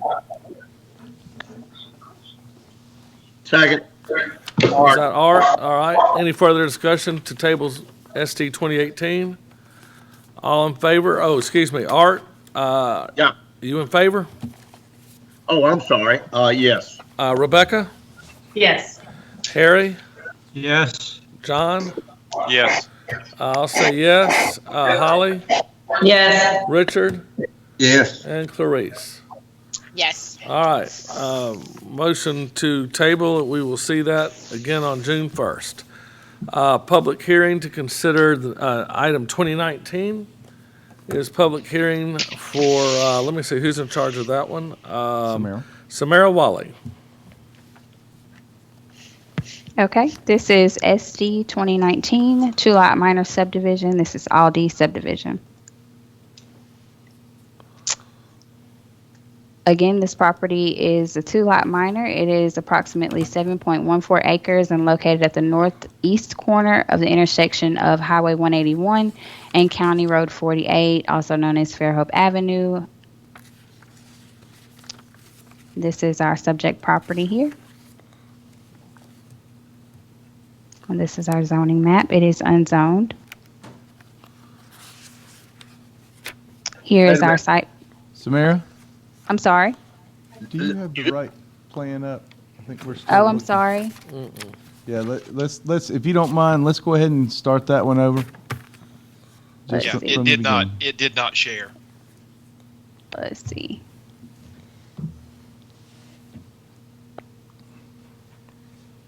I apologize. Give me 1 second.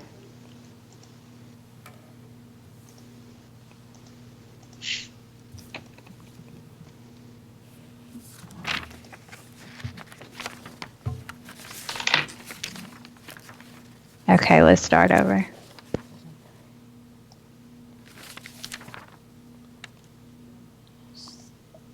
Still see. Okay. You might have to unshare your your screen and then start it again. Start over? Okay. Yes, ma'am.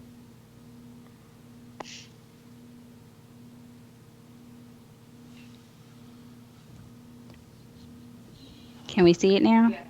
Yes, there we go. Okay, I apologize. So this is Aldi subdivision SD 20.19.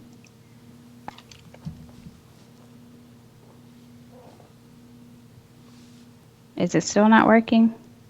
We can see Yes, it now. we're working good now. Okay. We got it. Samara. So this is our zoning map.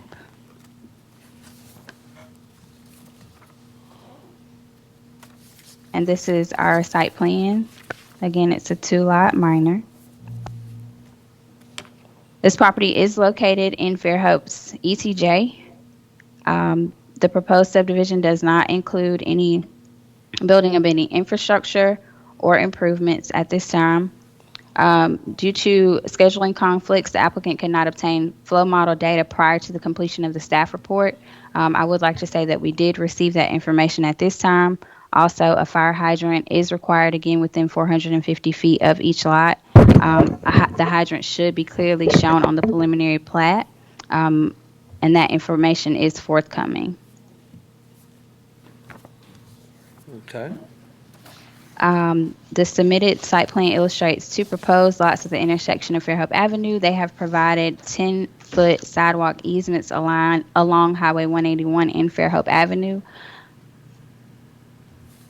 Staff recommends approval subject to the provision of a revised plat illustrating fire hydrants and the provision of the flow model data prior to the signing of the final plat. Again, I would like to state that we did receive that flow model data, and we do have information about the fire hydrants and their location, but we just need them on the plat. And that is all that I have. All right, thank you, Samara.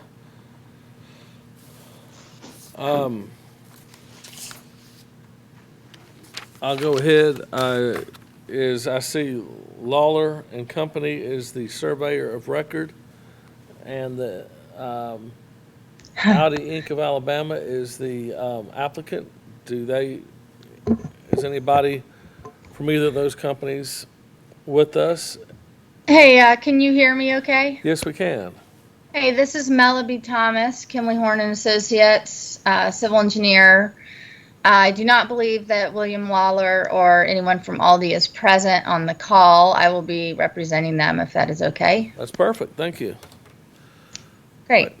Thank you very much, Samara. The only thing I have to add is that the hydrant was added to the resubmitted plat, but it is very hard to see. There's a tiny little dot on the lower left of the image that you are showing on your screen that is the hydrant. He did not add a label, but it is there. I don't know if you can zoom, but anyway. All right, thank you. All right, I'll go ahead and at this time open the public hearing for the Audi minor subdivision. I don't have anybody listed to speak, but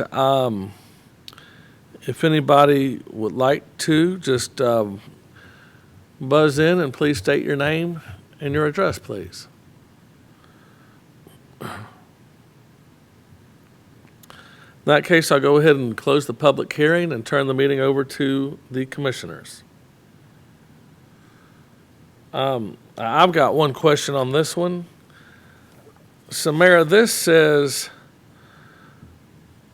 the applicant has provided a 10-foot sidewalk easement along 181 and Fairhope Avenue. Yes, that is correct. It doesn't show where they've asked for a waiver. Are they not required to have a waiver there? I think that the spirit of that was that their intention is not to redevelop at this time, so they were looking to build the sidewalks at the time of development. Buford, you can correct me if I'm wrong there, but a waiver was not submitted. But I mean, doesn't the subdivision requirement require that they have a sidewalk there? So without a waiver, wouldn't they be required to build one? That is correct. And I'm just wondering why we would give a waiver right across the street from Walmart in an area that is getting that dense. I I mean, either, they build it, the single tax builds it, or the city builds it. I don't know who should have to pay for it, but, that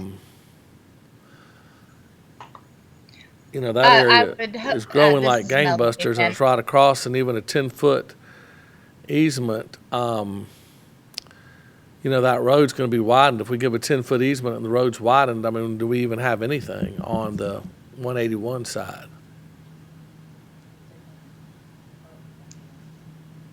I thought this was.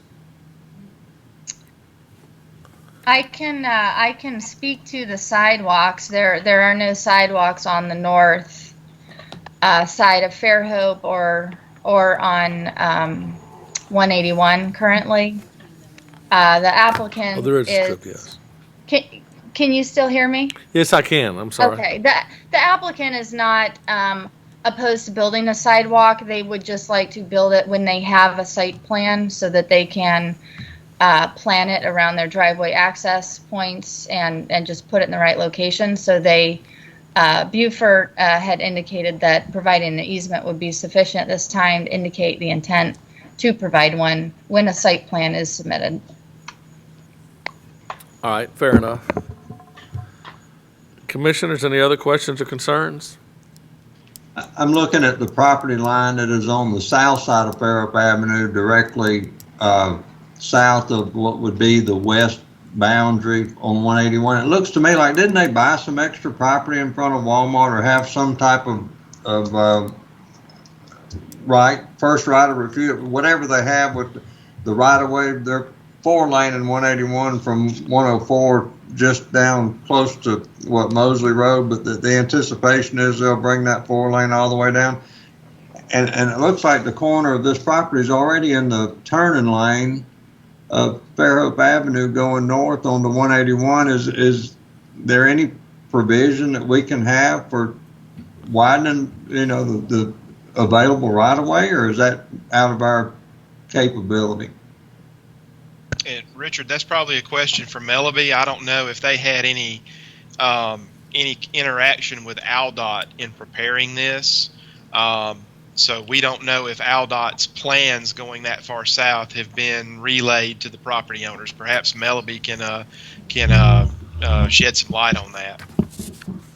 Hey, this is Melleby again. Yep, we did reach out to ADOT. They did not have any plans, at least not that they disclosed to us, along this frontage. We discussed access with them and had some letters back and forth regarding access points for this, both of these lots. So I was not privy to any information about widening on 181.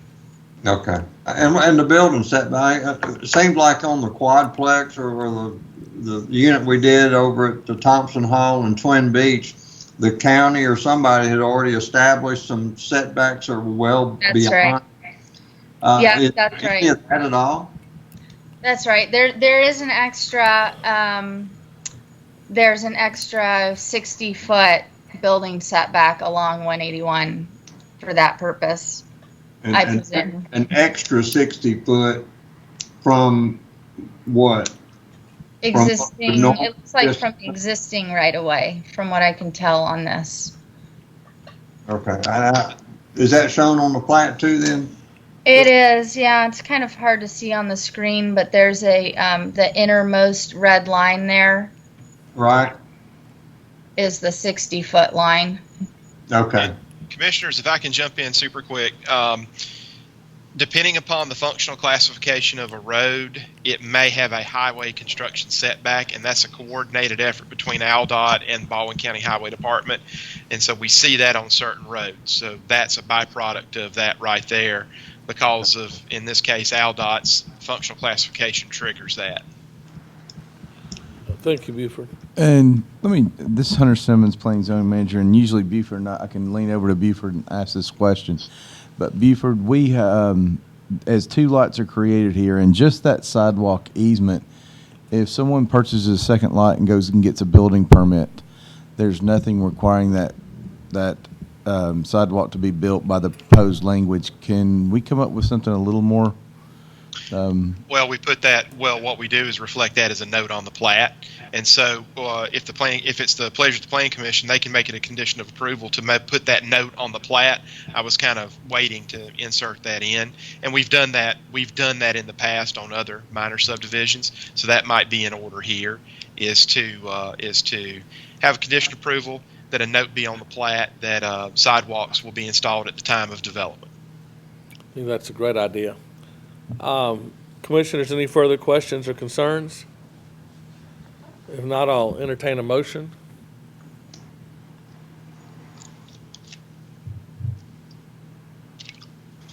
Mr. Chairman, I'll make a motion. If I can find the number of the application here. 2019. No, now I'll take your word for that. SD 20.19. 20.19 that we approve or recommend approval or approve it based on the conditions stated by staff. Does that include a note that on the plat that sidewalks will be added at time of building permit? Yes.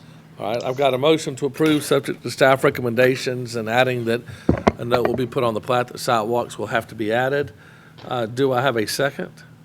This This is Rebecca. Harry. I second. Okay. Either one. Okay, Harry's got a second there. Any further discussion? All right, then we'll go with the roll call vote. Art? Yes. Rebecca? Aye. Harry? Aye. John? Aye. I'll say aye. Holly? Holly? All right. Richard? Aye. Okay, and Clarice? Aye. Holly, are you there? All right, 2, 4, Oh, 5. hey, Lee. Yes. Something happened to the. I couldn't get the toolbar to come up to unmute for a couple of minutes. Okay. She may be having trouble too. Okay. Well, we've got, as we speak, we've got 2, 4, 5, 6, 7 ayes. So we can put Holly down as an abstain, I guess. Yes, the toolbar wouldn't let me There pull we it go. up. Sorry. Froze. Are you an aye, Holly? I'm an aye. Aye. Aye. All right. Good deal. Next item on the agenda, SD 2020, and that will be presented to us by Mike Jeffries. Good evening again. So we have a preliminary plat approval for SD 20.20 Live Oak Estates. It's a public hearing to consider the request of Fairhope Single Tax and the Moyd family for preliminary plat approval of Live Oak Estates. It's a 76 lot subdivision. The property is approximately 33.6 acres located on the southwest corner of the intersection of 181 and Bay Meadows Avenue. Subject property received final approval for a rezoning to a planned unit development on January 27th City Council meeting. You guys are familiar with the property. You have the subject property now zoned planned unit development on your left and the aerial of the property on the right. Have a few photos and drawings in here that we can come back to for reference at any point in time. This is a copy of the proposed plat, which is in conformance with the site plan that was recently approved for the planned unit development. That's just an aerial overlay with the plat. The existing conditions and trees that are located on the property, along with the landscaping plan, again with the plat all together. The site data as dictated by the site plan that was with the planned unit development. There are 76 lots, with the smallest lot being 10,500 square feet. It's not proposed zoning, it is the zoning as a planned unit development. And the setbacks have a 20-foot front, a 15-foot rear, 8-foot side, and a 20-foot street side. The common area is 8.62. and their total density is 2.26 acres. It'll be provided with City of Fairhope water, sewer, and gas. This is a little unique. There's Baldwin EMC and Riviera Utilities for power via the agreement that they have in this certain area. As I said, the proposed subdivision has been reviewed according to Fairhope subdivision regulations. The property being a planned unit development has an approved site plan that this subdivision was reviewed against as well, and this subdivision has been designed in accordance with both. Staff recommends approval of SD 20.20 Live Oak Estates subdivision with the following conditions. Want to add a note on the plat that the future development on Track A per ordinance number 1672 shall be limited to B4 business and professional district allowed uses for Fairhope zoning ordinance and require a mandatory site plan review. That is just simply a note to have on the plat as well. Be a little easier in the future to track that down. Item 2 is to revise the stormwater operations and maintenance plan and agreement and inspection note 1 on the plans page 14 to reflect that inspections are every 5th year after submittal of the first inspection report, a fairly routine comment there. And another routine comment 3, which was added after the staff reports went out, was we caught that we need to add a note that the pond construction page and erosion and sediment control page read that red soil and clay is not allowed within 100 feet of critical areas, including detention ponds. If you have any questions, be happy to answer them. And Joe Rector and Micah Jones, I think, are both here on behalf of the engineer. Thanks. Thank you, Mike. Are you there, Micah? Hello? Yes, Chairman Turner, this is Joe Rector with Mullins LLC. Yes, sir. How are you, Joe? We're good. We're good. Thank you. You've done a great job here handling this tonight. We've had to participate in a couple of these now, and this one has gone way smoother than a few of them we've been part of. So you've done a great job tonight. So appreciate I've been thinking of Paul Feinbaum, and I keep waiting for Alan from Reeltown to call in. Yeah. As Mike mentioned, this is our preliminary plat submittal for the PUD that we worked on with you folks for in 2019, and it was approved in January. And this site plan that you see here for the preliminary plat reflects the approved site plan that was in the PUD, and it's down to the number of lots with the minimum sizes that was agreed upon on that PUD. And if Micah and I are both available for any questions and elaborate anything further that anybody has any questions or concerns about. Thank you very much, Joe. I'm going to go ahead and open the public hearing up, and then when I close it, I will come back and see if we have any more questions for you. So, on the public hearing, the first person's name that I have is Mark Richetko. Mark, are you here? Yes, I'm here. All right. If you'll state your address for Emily, our secretary, and then go ahead and state your questions or concerns. Okay. I have a procedure. Can I share screen visual information? No, Mark, you cannot. Okay, that's all right. I didn't know. This is a first for everybody, so I'm just trying to figure it out.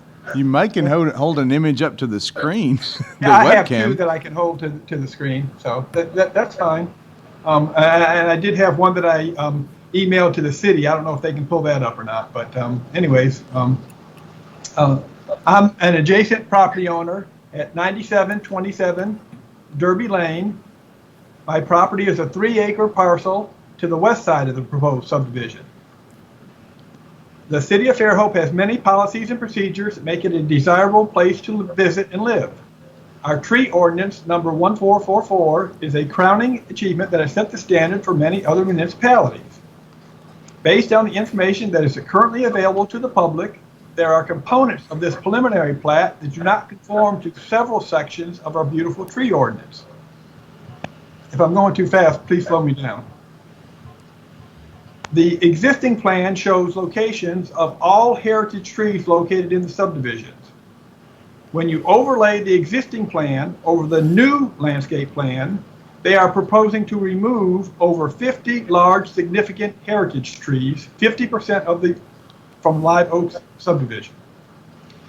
This is available on the satellite map that I sent into the city. The development plans to remove several magnificent oaks, including a large heritage oaks in the center, all of the large heritage oaks in the center portion of the subdivision. Of all the places to design a street, the plan is to remove 5 heritage oaks to develop Bronze Street. In addition, our tree ordinance, section 25.42, states that during the development of the site, every effort must be made to protect and retain trees. There are many existing heritage trees that are missing from the existing conditions plan. That's sheet number 5. And I've got that, let's see if I can show it here. Let's see if I can, Can we make them larger on this? Can you kind of see that? I don't know if y'all have sheet 5. Hold on just a second, Mark. We're trying to blow you up, Mark. Mike, will you stop sharing your screen, and Mark should be able to go bigger. Isn't that the plan he has? This is the plan. Yeah, Mark, you don't have to hold that up anymore. It's shown, Is that what you're looking that same for, plan Mark? shown on the screen. Yeah, sheet number 5. I tried to do it, but I counted 11 trees that they're missing off this plan. Most of them are located along.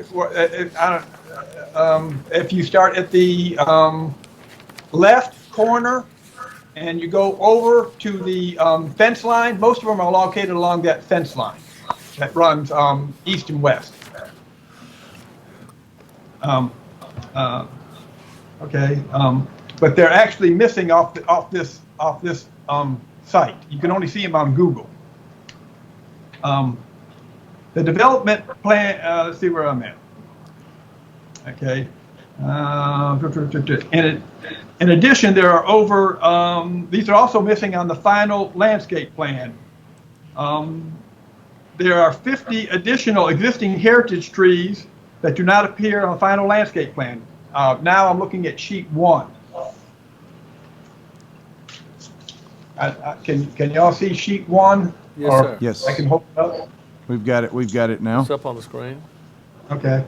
Mine is a little bit different, but I can talk about it. I can show it to you. Okay, Mike, stop sharing your screen for just a second.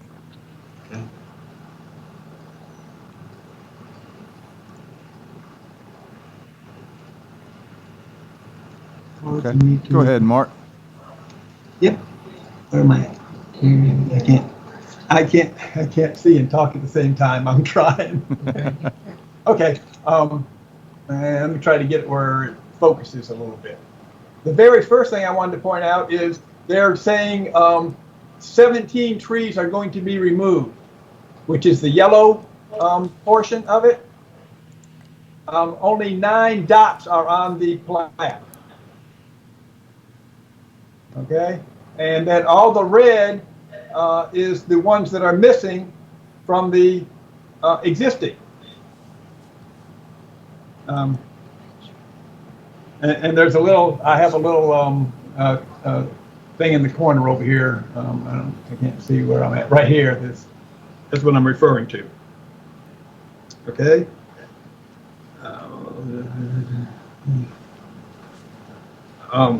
Since these heritage trees are not designated to be removed or retained, the plan is incomplete and does not meet the regulations of our tree ordinance.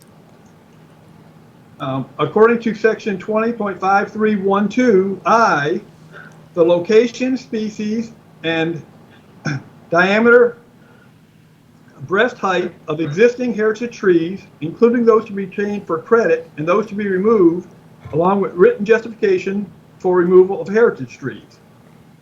I understand that during construction, some trees, including heritage trees, will need to be removed. But the concern here is not enough due diligence has been done by the developer to retain existing heritage trees as the intent of the tree ordinance.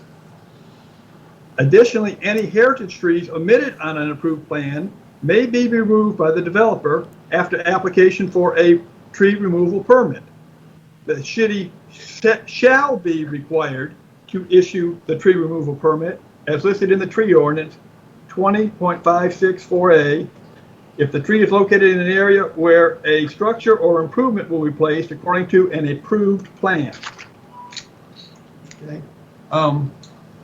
So I'm asking, please don't condemn the live oak heritage trees that are missing on the site plan.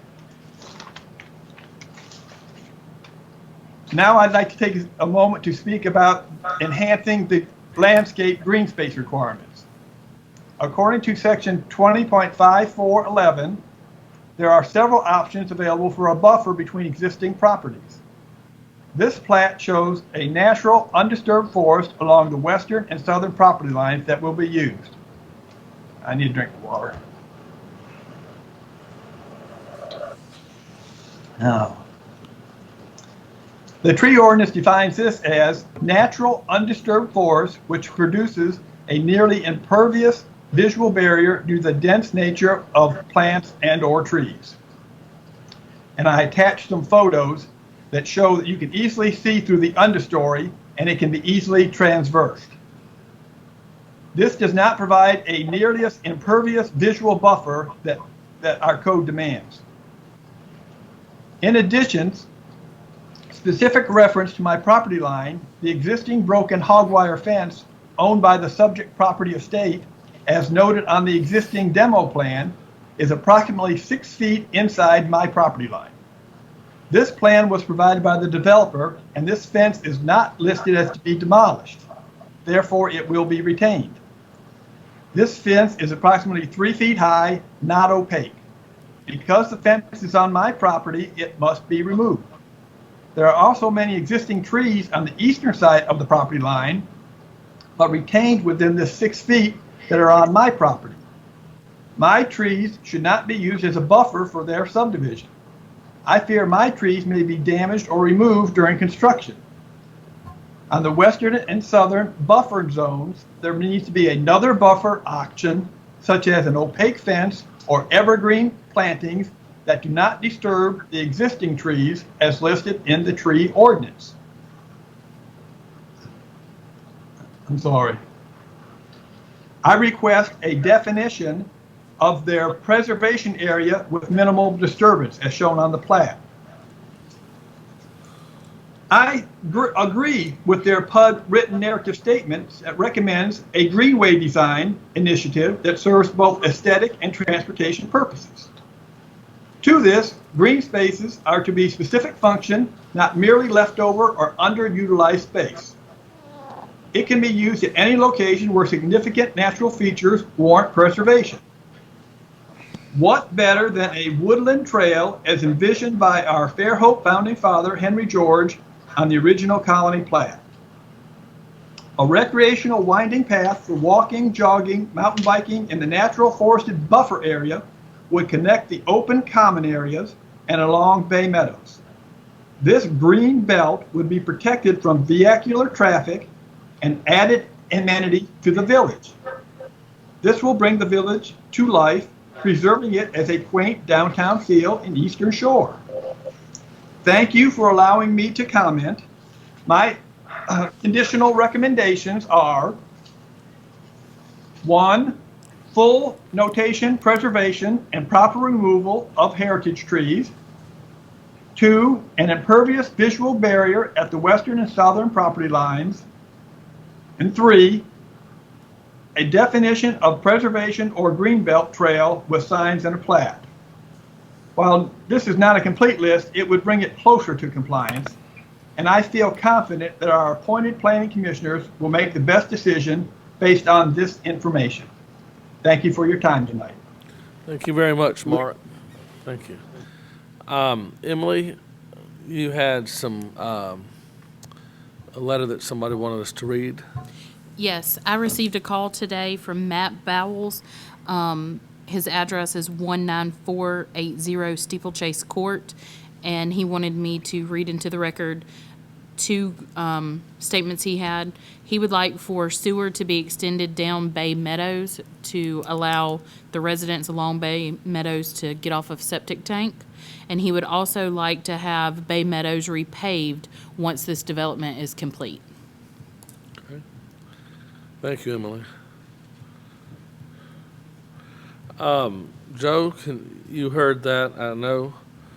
Can you comment on the tree inventory? Is that all of the public hearing? Yes. Okay. Just one moment. That's a good point. Does anybody else wish to speak to this item?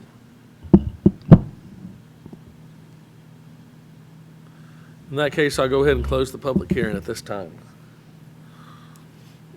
All right. Joe, you had a lot of comments about the trees and heritage trees being missed. Can you comment on that?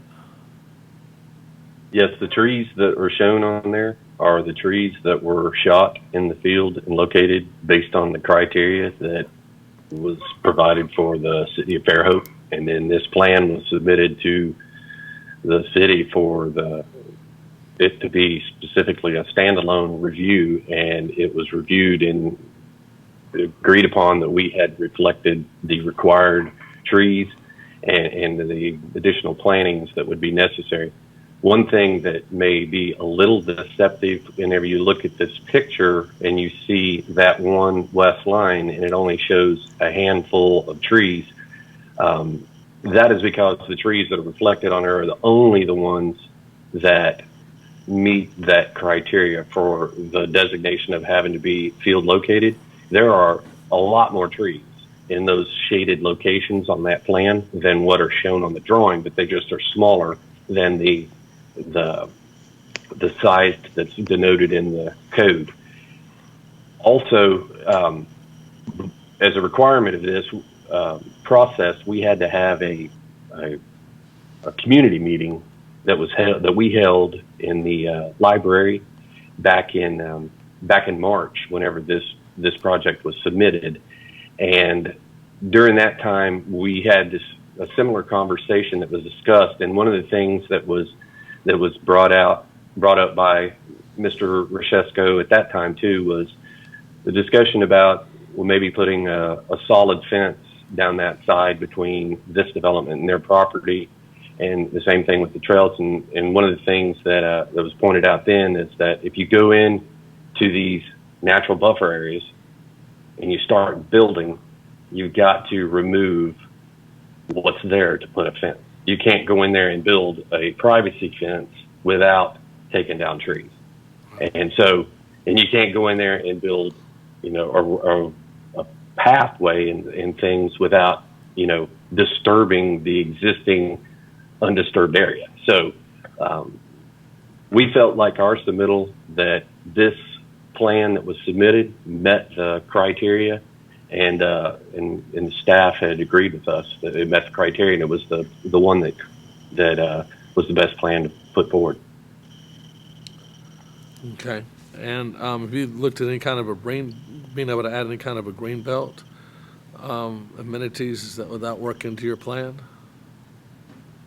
Well, we have the very large park that was a part of the requirement of the PUD that is in the center of the site here. So, and then on the side where the stormwater pond is, you can also see that there is a walking trail and some places for being able to have fishing and picnic areas and stuff. So there are those type of amenities. They were the items that were designated as a part of our PUD approval. So we worked through that for that year from March of 2019 until January of 2020 to get those things nailed down, and then that's what we have implemented in this set of plans here. Okay.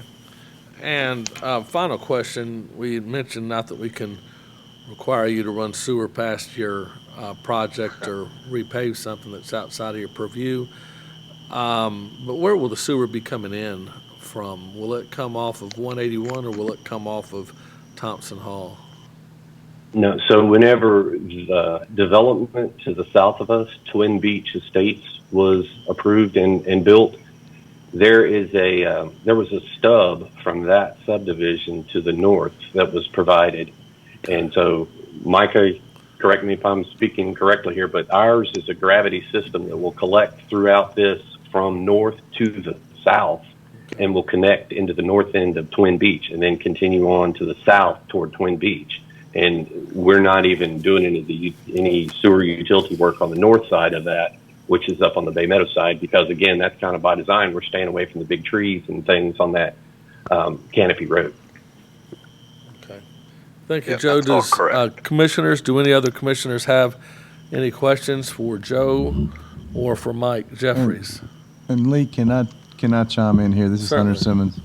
And I did speak with Mark right before this meeting, a couple hours before this meeting. So to add a little bit to even Mike and Joe, some of the thoughts there and kind of where I think we have a simple solution. The measurements, our codes are in conflict. Our tree ordinance and our subdivision regulations have a different dimension. And I think Joe has measured, they've used the more strict and shown those on the plans. How you measure a tree is very specific. So if someone just goes out and wraps a tape around the base, that doesn't, I'm sure Art can give us a lesson on diameter at breast height or where a tree is measured. So while it may appear that some of these were missed, when you look at that technicality, they're probably at that threshold. Where I think Mark does have a good point, when you look at the landscape plan, trees being removed versus the trees showing the table, that number doesn't match up. And it's just a graphic, and I think that can be easily corrected, and would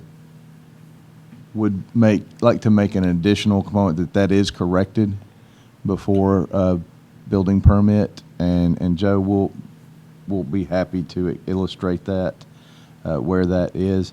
And the landscape buffer, there is a, in our tree ordinance, our one sentence contradicts itself when it says, and I think Mark read that, it says an undisturbed forest that provides a visual barrier. Well, anybody that's been in the mature woods knows there's not much of an understory to provide a visual barrier.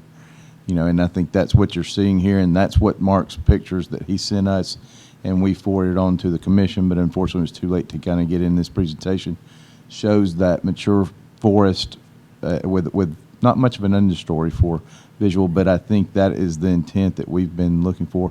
We would much rather that be preserved than to tear all that down and plant some arborvitae. Ligustrums. Right. So I think those are.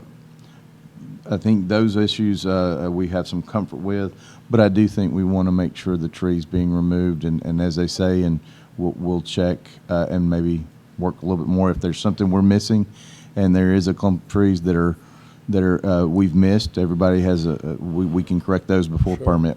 So if we can make that amendment, I would like to do that. Thank you, Hunter. Commissioners, any questions for Joe or Micah or for Mike Jeffries? If not, I will entertain a motion. Mr. Chairman, I would say that looking at the topo and the sewer that would be, I would assume on Golden Leaf Avenue serving Lot 38. The city of Fairhope does have some upgrading and some capability to work with the developer to extend the sewer out to Bay Meadows there. And I haven't seen the sewer layout, but is that something, Joe, that y'all could look at doing, is at least providing some level of stub out toward Bay Meadows along Golden Lake? Micah can probably Yeah, answer that better than I can. Gravity is going to be tough there, Richard. I mean, certainly you could low pressure into it, or even put another lift station and pump up the hill, but it's going to be tough. I think that's probably our shallowest area there. And we were already having to fill quite a bit on that southeast area just to make it all work. I think we're probably at minimum grades, minimum depths up that way. Well, I'm looking, I mean, the topo looks to me like it goes uphill from the northwest or the northeast corner of the subdivision you're tying into Twin Beach Estates all the way up to Bay Meadows. It does, but the stub we were tying into wasn't very deep, and we're having to kind of fill that southeast corner just to get cover over our sewer already. I'll certainly look at it. I have to say I'm not optimistic about it, but we can certainly look at it. I understand. Yeah, providing the stub wouldn't be a problem. I'm just not sure how much farther beyond the property that gravity would work, because like you said, go up to about the cul-de-sac, steeple, Chase Court. Looks to me like the top of the hill on Bay Meadows. And I think if we can get out to Bay Meadows, we can get up to the top of the hill, anyway. Okay, well, I'll take a glance at it tomorrow. Okay. Thank you, Richard. Any more questions or concerns? If not, I'll entertain a motion. This is Art. Mr. Chairman, motion case SD 20.20 Live Oak Estates subdivision. I move that we approve preliminary plat subject to staff recommendation. I've got a motion to approve SD 2020 subject to staff recommendations. Do I have a second? I'll second. I'm sorry. Who seconded that? This Richard, I'll second. All right, I've got a second from Richard Peterson. Hey, Lee, can I clarify that is to include Hunter Simmons' condition number 4? Yes. Is that all right, Art? Yes. The motion include, okay. You got that, Emily? Yes. Including Hunter's condition? Yes. A motion, is that okay with you, Richard? Yes. Okay, any further discussion? We'll do an all in favor and a roll call. Art? Yes. Rebecca? Aye. Harry? Aye. John? Aye. Aye. Holly? Aye. Richard? Aye. And Clarice? Aye. All right, that's unanimous favor. Next item on the agenda, SD 2021. And that will be brought to us by Mike Jeffries. You're still on.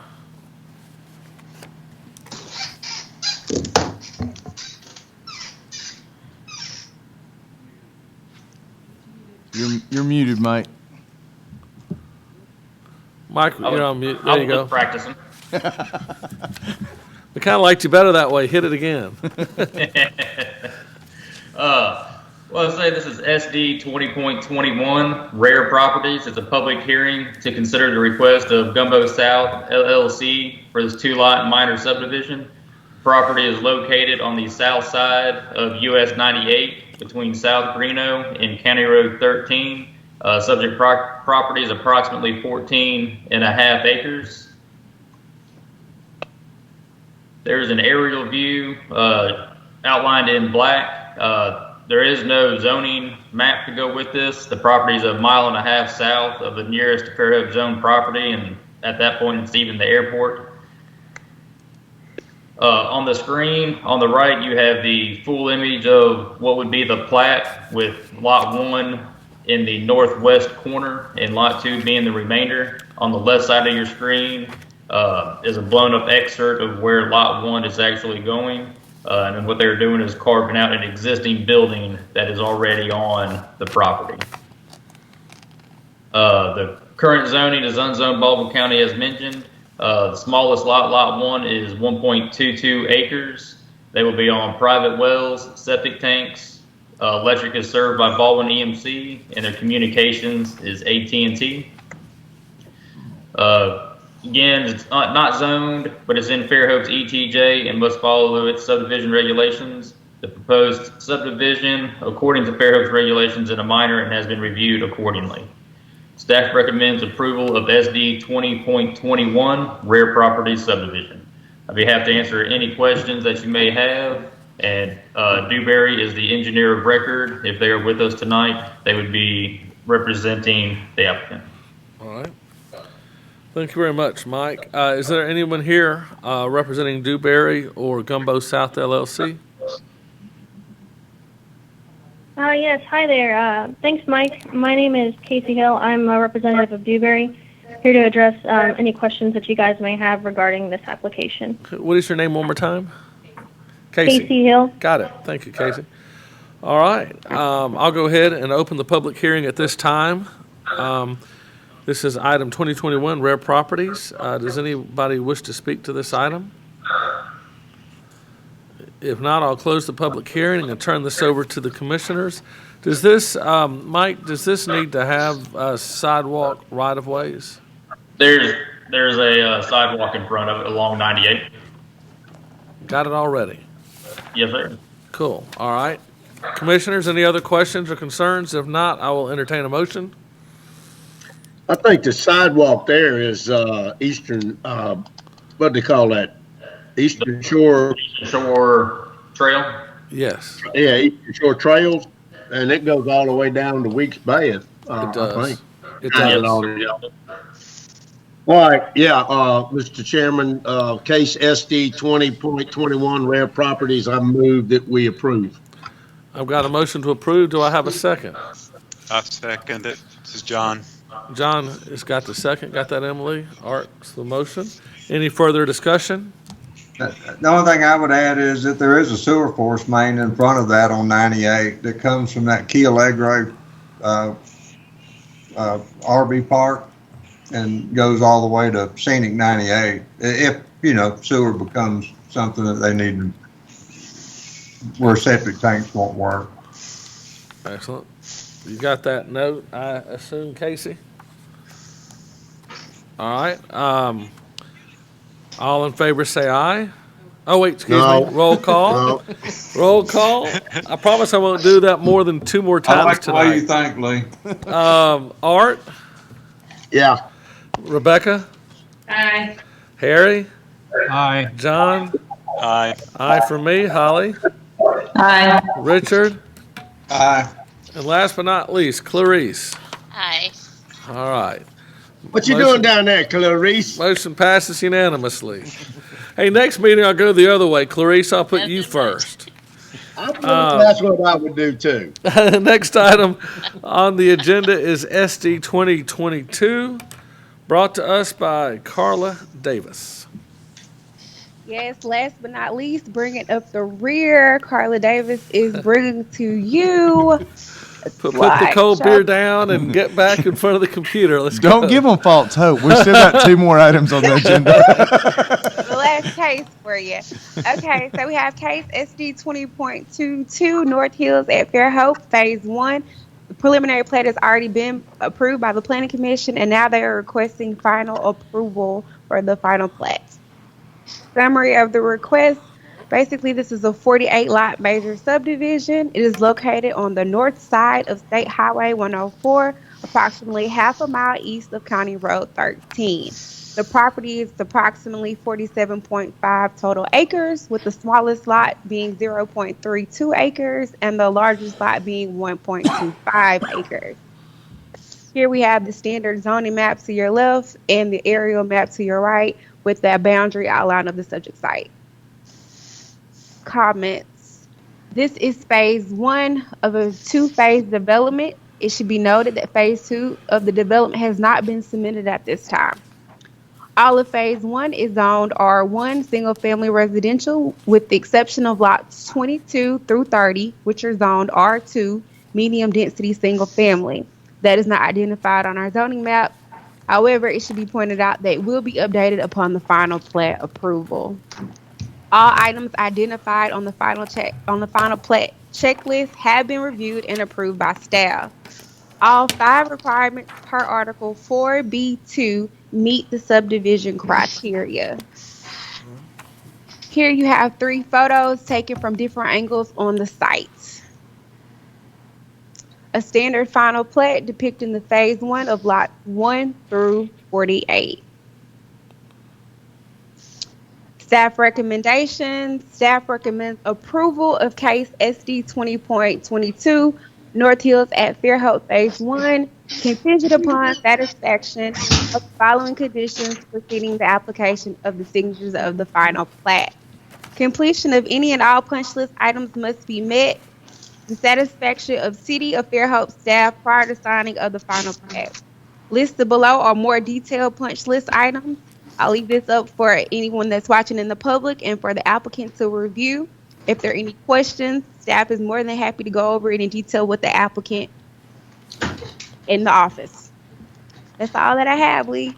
Thank you very much, Carla. Can I ask a question, Lee? Yes, sir. Hey, Carla, this is Art. All of this punch list up here, I mean, it seems like, it looks like a lot. Maybe it's not so much. But the punch list items, I mean, is this just a few or a handful or 50? Well, typically staff has punch list items so it's a catch-all. If there's anything that wasn't completely submitted, that we would have the luxury to approve once it gets to us. But Buford added a couple things that need to be pointed out to be addressed is in regarding the warranty period for the sewer lift, and then he just went down into details about different things that we'll require later. So this is new to our conditions, but it's standard requirements that are typically going to be reviewed anyways in-house. And Mr. Chairman, if I can jump in real quick, and thank you for that, Carla. And what Carla pointed out there is it says memorialize the required follow-up procedures. It looks like a lot, and Art, that's exactly what we do.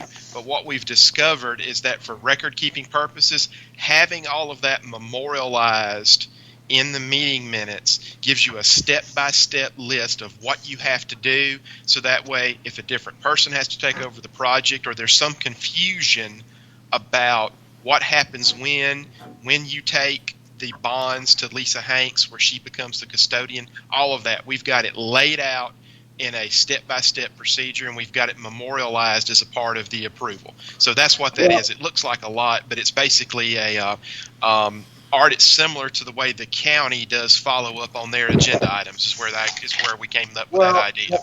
And that's where I was going with it. I remember a time prior to 2008 when it got out of hand. It got to the point that there got to be so many items that still had to be done. You're scratching your head going, well, why in the world would we approve a final plat when there's they need to get all this done before it even gets to the planning commission, and that ended up being what happened. And I'd hate to see it go this way too. I mean, especially for the work that you guys have got to do.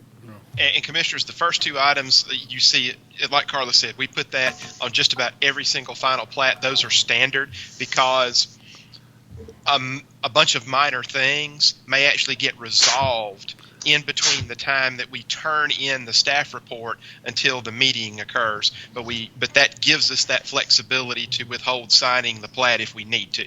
And then the warranty period on the sewer lift station, that's a standard requirement that we do on behalf of the sewer department because it gives them preserved in the public record what they need on the lift station actual startup. That way we've got that preserved in a public document. So your Commissioner is correct. It looks like a lot, but this is really procedural. Okay.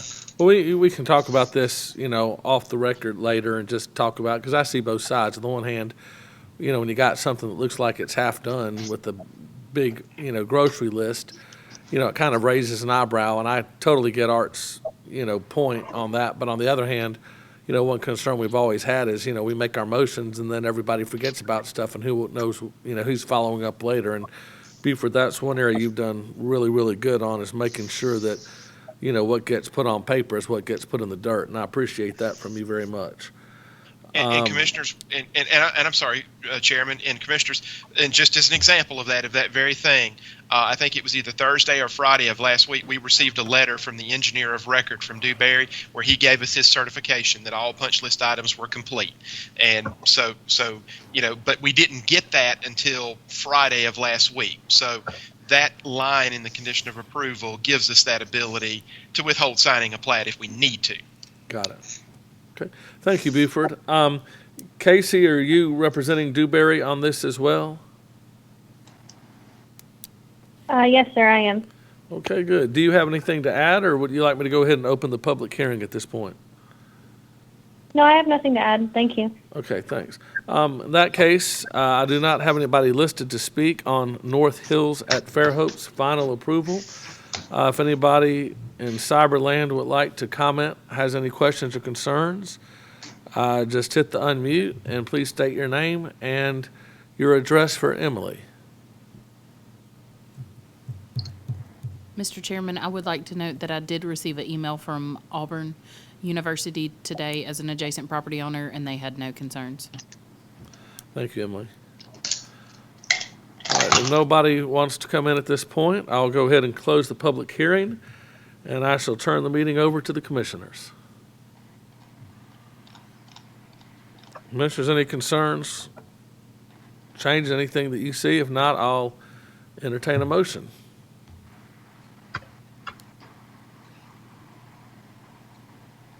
Let me try this again. Mr. Chairman, I make a motion, we approve final plat approval for SD 20.22 based on the staff recommendations. I've got a motion to approve SD 20.22, subject to staff recommendations by Richard Peterson. Do I have a second? Second, Art. Second by Art Dias. Any further discussion? Any further discussion? All in favor? Oh, excuse me, not all in favor. I promise I won't make that mistake again tonight. Let's go do our roll call, baby. Teach an old dog new tricks, can you? Art, yes sir, yay or nay? Yeah. Yes. Rebecca? Yay. Harry? Yay. John? Yay. Yay for me. Holly? Yes. I think that was a yay. Richard? Yes. And Clarice? Yes. All right. The motion passes unanimously. Thank you, guys. We have informal review 20.1. Is there any information on that, Hunter? Yes, sir. Buford will be. Buford be on that? Yes, and commissioners, if you can indulge me just a moment, if we can get the unshare what's on screen now. Normally, and I'll just kind of give a quick preamble. Normally on informal reviews, we just simply let the applicant come to the podium and speak. In this situation with our current setup, I took Mr. Anderson's document, and that is in each of your packets. He did a fantastic job of researching the subdivision regulations, and so I extracted a little bit from there and put a couple slides together. So I'm going to try to share that now and see if everyone can see this. And bear with me just a moment here. Okay, can everyone see the slide? IR 20.01 Anderson minor sub? Yeah, can I ask a question first? Sure. Google has this as Brenda Court, not Brenda Road. I don't want to be pedantic, but is it Brenda Road or Brenda Court? And John, I have seen it labeled both, but Brenda Road is how it is labeled in the county's map viewer, and that's what you see right here. Okay.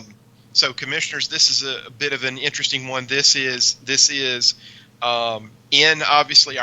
it's obviously in our planning jurisdiction. The subject properties are in the permit jurisdiction as well. And so what you have, if you can follow my pointer, is you have the existing property, you see PPIN 107659, and then a potential subdivision case we would get is to carve out a lot of 1.1 acres within this approximately 6 acres. This 6 acres is then surrounded by the piece of property that we have pointed out here. And then the existing structure you see here is accessed from Brenda Road. There's actually a driveway that connects to the cul-de-sac, and it crosses this piece of property and connects to this property. And Mr. Anderson can explain the family scenario that allows that to occur. But essentially what he's requesting is a minor subdivision to create this lot. And so on your next slide, just to make it a little bit cleaner, Same image without a lot of call outs, and then the isolated property with a slight blue tint on top of it, so you can see that this property is surrounded by this property, and all of this is accessed from here. This is a possible preliminary plat we could see that shows lot 1 and then the balance of the parent parcel as lot 2. And then what we've drawn here with the slight beige highlight is to access that would require creating and recording an ingress-egress easement. What that would allow is it would clearly allow access to this lot across here, as well as access to this future lot across here, connecting to Brenda Road's right-of-way. Who owns that piece, Buford? And so I'll let Mr. Anderson explain, because you have some property owned by parents and some property owned by grandparents, and I don't want to misspeak. So when he jumps in, I'll ask him to lay out what's his parents, what's his grandparents. Okay. And then just a quick item, and the final slide will show the issues that they're going to be facing. But what we wanted to point out, this is looking west. This is actually sitting in the cul-de-sac looking west. You see the driveway accessing the existing structure to the one property across the other property. And then we have a fire hydrant issue here, and it's difficult to see, but that existing hydrant is actually a flush hydrant. So the applicant's concerns, and the reason the potential applicant is wishing to go through this informal review, is that the proposed lot and the parent parcel do not front upon a paved, publicly maintained street. We described what is accessed crossing the other. We described earlier the ingress-egress easement. Now, to be able to reflect all of that in a subdivision that complies with Fairhope subdivision regulations would require creating the easement that would be recorded as a part of the plat, but that requires a waiver from the subdivision regulations to accomplish that. Secondly, our common issue that we have regarding fire hydrants. So the fire hydrant within 450 feet, triggered by a new subdivision application. The hydrant that we saw there is a flush hydrant, not a fire hydrant. That may be a waiver request that we get. This is within the Fairhope permit jurisdiction, so a possible cure that we can work with with the building official possibly is that have a note on the plat requiring any structures on those lots once they are recorded to be sprinkled with a residential type fire sprinkler system. That would also require a waiver. That is a possible cure for some of these fire hydrant issues. And the case that we saw earlier tonight, that's something we'll discuss internally. That might be a possible cure. So with that, commissioners, if Mr. Anderson is with us, I will let him take over, and then he can guide me, and I can go back to any slide that we have. Mr. Anderson, are you with us?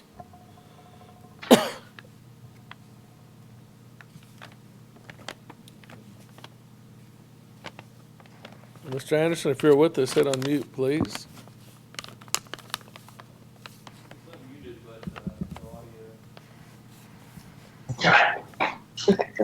Hello? Hey, you're on. We can hear you, Mr. Anderson. Hey, thanks for taking the time. Buford, thank you for setting that up.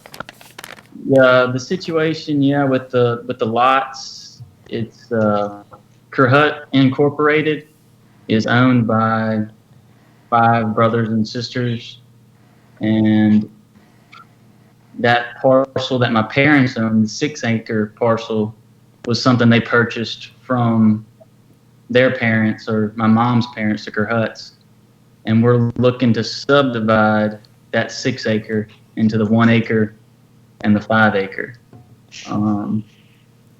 The easement that they have, we would just have to extend to the north, I think, 30 feet to comply with the 30-foot ingress-egress. That image there is the property line has been pushed north. The south property line has been pushed north, I think about 20 feet from there. But the main concern was the fire hydrant issue. There's only I think one at the entrance on 104 in Lynn Ridge, and then one actually within the subdivision. And it's roughly, I want to say 1,800 to 1,500 feet away driving. Other than that, there's just feeder lines. I think I've heard there's just 3-inch feeder lines to those flush plugs supplying the subdivision. So we're looking for a waiver from requiring to have a fire hydrant within 450 feet due to the hardship of installing 1,200 feet of 6-inch water main.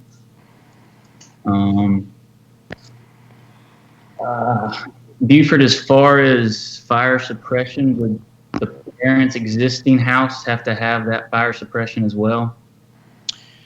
I don't think that would be an issue, Kevin, because you've got an existing structure that was built to the standard of its time. Okay. I can say with great confidence that the note on the plat would, if we went that route and that was acceptable to the Planning Commission, the note on the plat would be for any additional dwellings. Okay. Any additional dwellings. Now we would have to talk with the building official about exactly how that words. We'd have to talk to the building official about exactly how to word that, but I think we can say anecdotally that it would be any dwellings that would trigger that. Okay. And then the lot or the house would be positioned kind of in line with the current residence, but probably around 130 feet from corner to corner. So that's pretty sufficient space and kind of concurrent with everything else in that subdivision.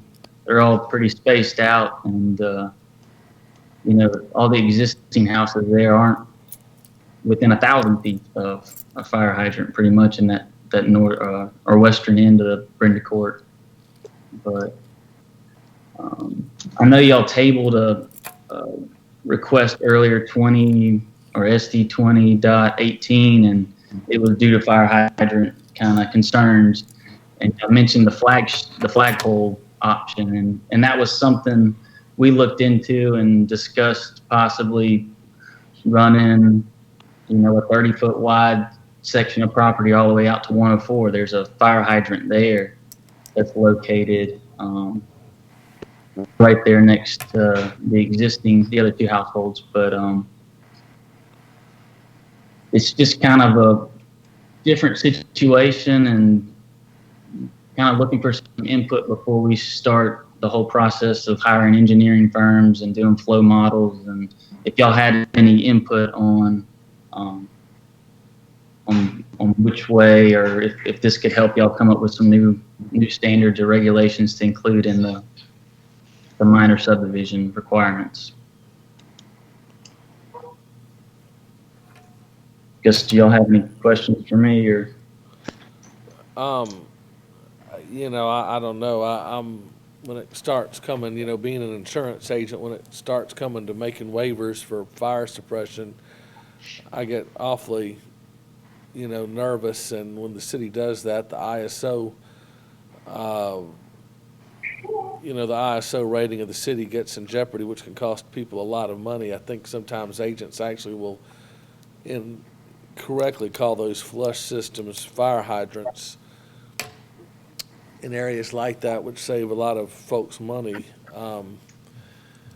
But I don't know. I'm a little bit brain dead after this long of a meeting, but I'll just say that, it'd be nice if we got our family subdivision stuff together, because, we have a lot of these type of things that make exceptions, and then you have pressure on one side saying, you like every subdivision that comes in, and then on the other side you've got, when you've got fire suppression issues, it's kind of like you start making exceptions on that, and where do you stop? Mm-hmm. But I understand when you got a 6-acre lot, and there's a extreme cost of running a 6-inch line for 1,200 feet or however long you have to go. But maybe some pieces of property just don't need to be subdivided. I don't know. How about Hey, the sprinkler Mr. system Chairman, in lieu Mr. of Chairman, the?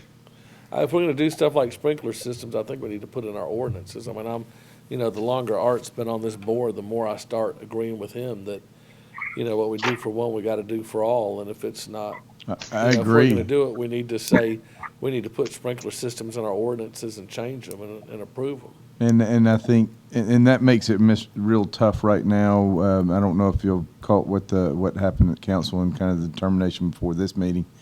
Amendments and zoning amendments can't really happen right now. That's not essential. But I think we were slated first meeting we canceled due to the virus. We were slated to have a pre-meeting before that to discuss family subdivisions and these type of issues. And I think there's always a catalyst for why you change the case. So a waiver for one, but if that is something to consider, and I think we'd like to hear the thoughts for these family subdivisions that are out further from town and may have little access. Well, I'll tell you the issue I've got with the whole thing is that we have allowed a subdivision to be built and it is fully developed and it doesn't meet the regulations we have right now. And I don't know if those regulations were in place when the subdivision was built or not, but there should have been a 6-inch water line all the way to Brenda Road, at least to get to those last few houses at that next, cul-de-sac going south. Wait, Richard, where are you talking about? You talking about the subdivision just to the east of this? Yeah, that's exactly what I'm talking about. I have no idea. I know that subdivision's been there for a long time. Well, but I don't know. I have any idea. And so the issue to me is how much should Fairhope contribute to get fire protection to all of our existing water customers there now and give them the benefit of adequate fire protection that you would think we would want to be able to offer as part of a water service. Which is and I don't know the answer to that. Well, then that's not a question. Where's the nearest 6-inch line? I think the last fire hydrant is on Lynn Ridge Road. And Buford, help me, because I think you and I looked at this back when it first came up, maybe 4, 5, 6 months ago. Commissioners, that's correct. Mr. Peters is correct. We did look at it. And that's really, and Richard, where we are tonight is kind of where we landed that day. Is that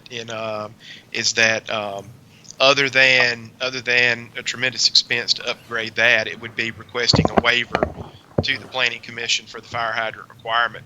Now, I don't want to speak for Eric Cortinas, but I think this is a correct and safe statement that residential type sprinklers is definitely a viable option. And if you follow my pointer right here, if you look at this lot line and go west, everything here is within Fairhope's permit jurisdiction for building permits.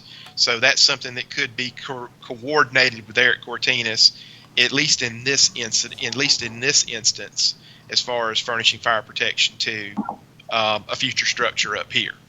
So that is viable. I think this is the kind of thing that goes along with what Lee was saying, and I certainly agree with that. If we're going to do it, then it needs to be in our ordinance. But you can't pick one and just let it happen. You can't give a waiver for something to one, because I'm gonna tell you what, we'll get sued so fast to make your head swim. Well, what we do for one, we have to do for another, and at 8:50 at night, after 3 hours and 50 minutes, I'm not ready to put a new ordinance together or even suggest one. If they want to make a presentation, if they want to make a presentation, we'll vote on it. And if Eric Cortinas says, hey, I could care less about, fire suppression, as long as people have sprinkler systems in their houses, then maybe we need to change the ordinance. But we've got to figure out the thresholds when it's applicable and when it's not. And I think that ties very much to the family subdivision conversation. But we sit here and we say, gosh, we're getting so many people, we're exploding a population, and then we're trying to do backbones to build houses where there's no, 6-inch lines.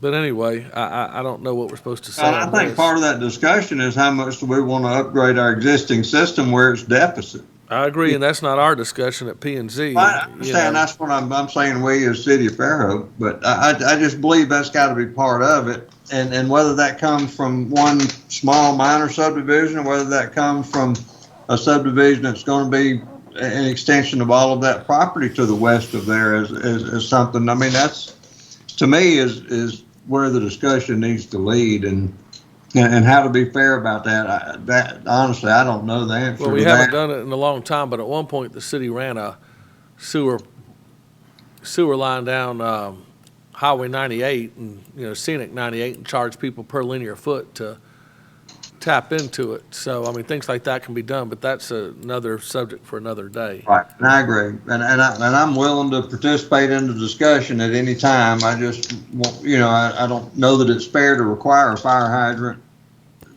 Maybe some payment toward a fire hydrant would be fair, but I don't know, how to weigh that versus what you do with the other customers that are there that don't have the benefit of adequate fire protection now. Sure.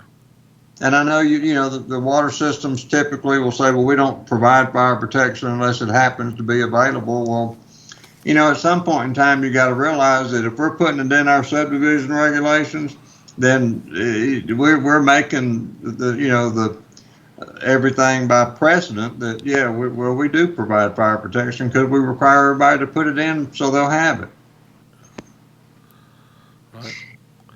But anyway, I don't. Here again, I don't. Ken may know more of what's right and wrong about precedent setting versus trying to help people out, and I don't know the difference sometimes. But but it is going to be. It's going to be an issue. It's going to get more and more of an issue as people want to move further away from main city because of land prices. There's no doubt. It's something we're gonna have to. We need to address. Well, and it's one thing. And the capacity of the water system wanes as you get further away from town too. So that's an issue. Right. Well, and another thing, Art, is when you look at the comprehensive plan, it discourages leapfrog development and it discourages small lots, way out in the hinterlands. So when we start making exceptions like this, we're really making exceptions going against our comprehensive plan as well. So that's just... Well, except family subdivisions, which is exactly what this is. Which, once we have family subdivisions, it needs to be proposed under a family subdivision. Yeah. But we don't have that would now. certainly fit. That would certainly fit this one. It sure would. And that would make the fire hydrant requirement go away. No. I do have some thoughts on this, Richard. We've struggled with this from time to time. I won't belabor it now, but there is a discussion to be had here. Okay. Yeah. All right. Well, let's move on to old and new business at this point. I don't think we can resolve that one tonight. SD 1810 Re-plat of Lot 2 Young Oaks Sidewalk discussion. And commissioners, bear with me just a moment. No, you better come on, son. You got 7 minutes, Buford. All right. Well, I'm asking for a motion to adjourn.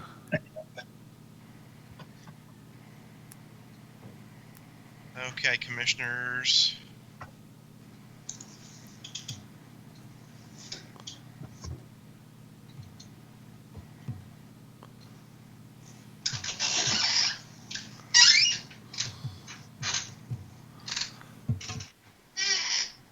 Okay, commissioners, let's see here.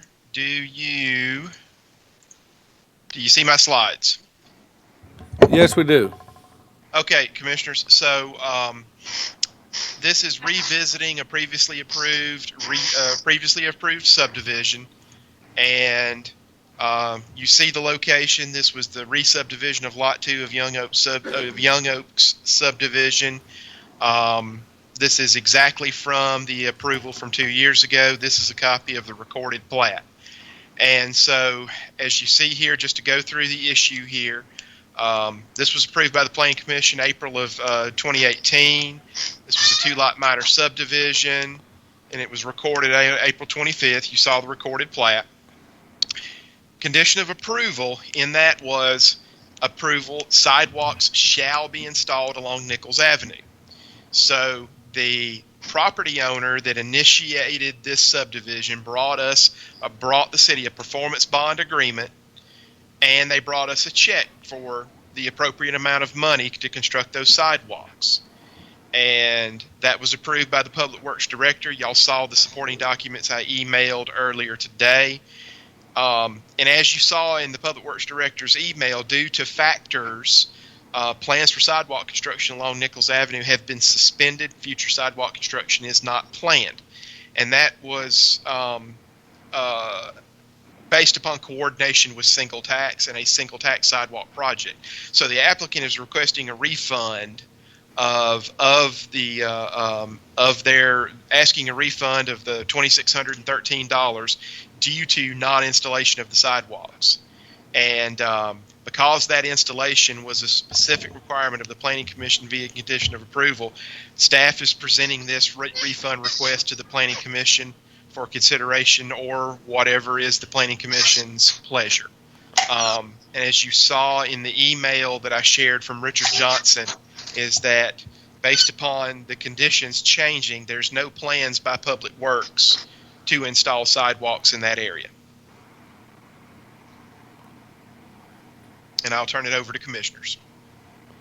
Well, speaking on behalf of the Single Tax Corporation, when the motion was made for the single tax to build that, we had no idea that there was a developer that was already supposed to be built that, and we had an agreement with the city that we would build the sidewalk along Nichols, and the city would build the bridge over the drainage ditch there in the bottom. So I, for one, would like this to be held over till next month, because that's kind of Single Tax Corporation likes building sidewalks. That's not even single tax land. And the idea was connecting single tax land to other single tax land where nobody else was willing to build the sidewalk. But if there's a developer that's, in there that should be building it, I don't know why the single tax lessee should bear the brunt of that and then give him a refund. So I love to just wait till the next meeting and discuss this, if that's okay. No argument here, commissioners, no argument here, chairman, and I think it would be better. Hopefully that is a more normal meeting where Mr. Johnson, the Public Works Director, can address the commission and explain in greater detail. Yeah, and I'll try to get some further information. All right, commissioners. Well, I appreciate that very much. Thank you. Thank you. Anything else? I'd like to thank Jeff and Joe back there very much. If there were more people here, give you a hand. Y'all did a fantastic job on this. I'd like to take full credit. But do I have a motion to adjourn? So moved. Do I have a second? Second. Let's do this one. All in favor say aye. Aye. All right. Thank you, everybody. Good job. Good job, everyone.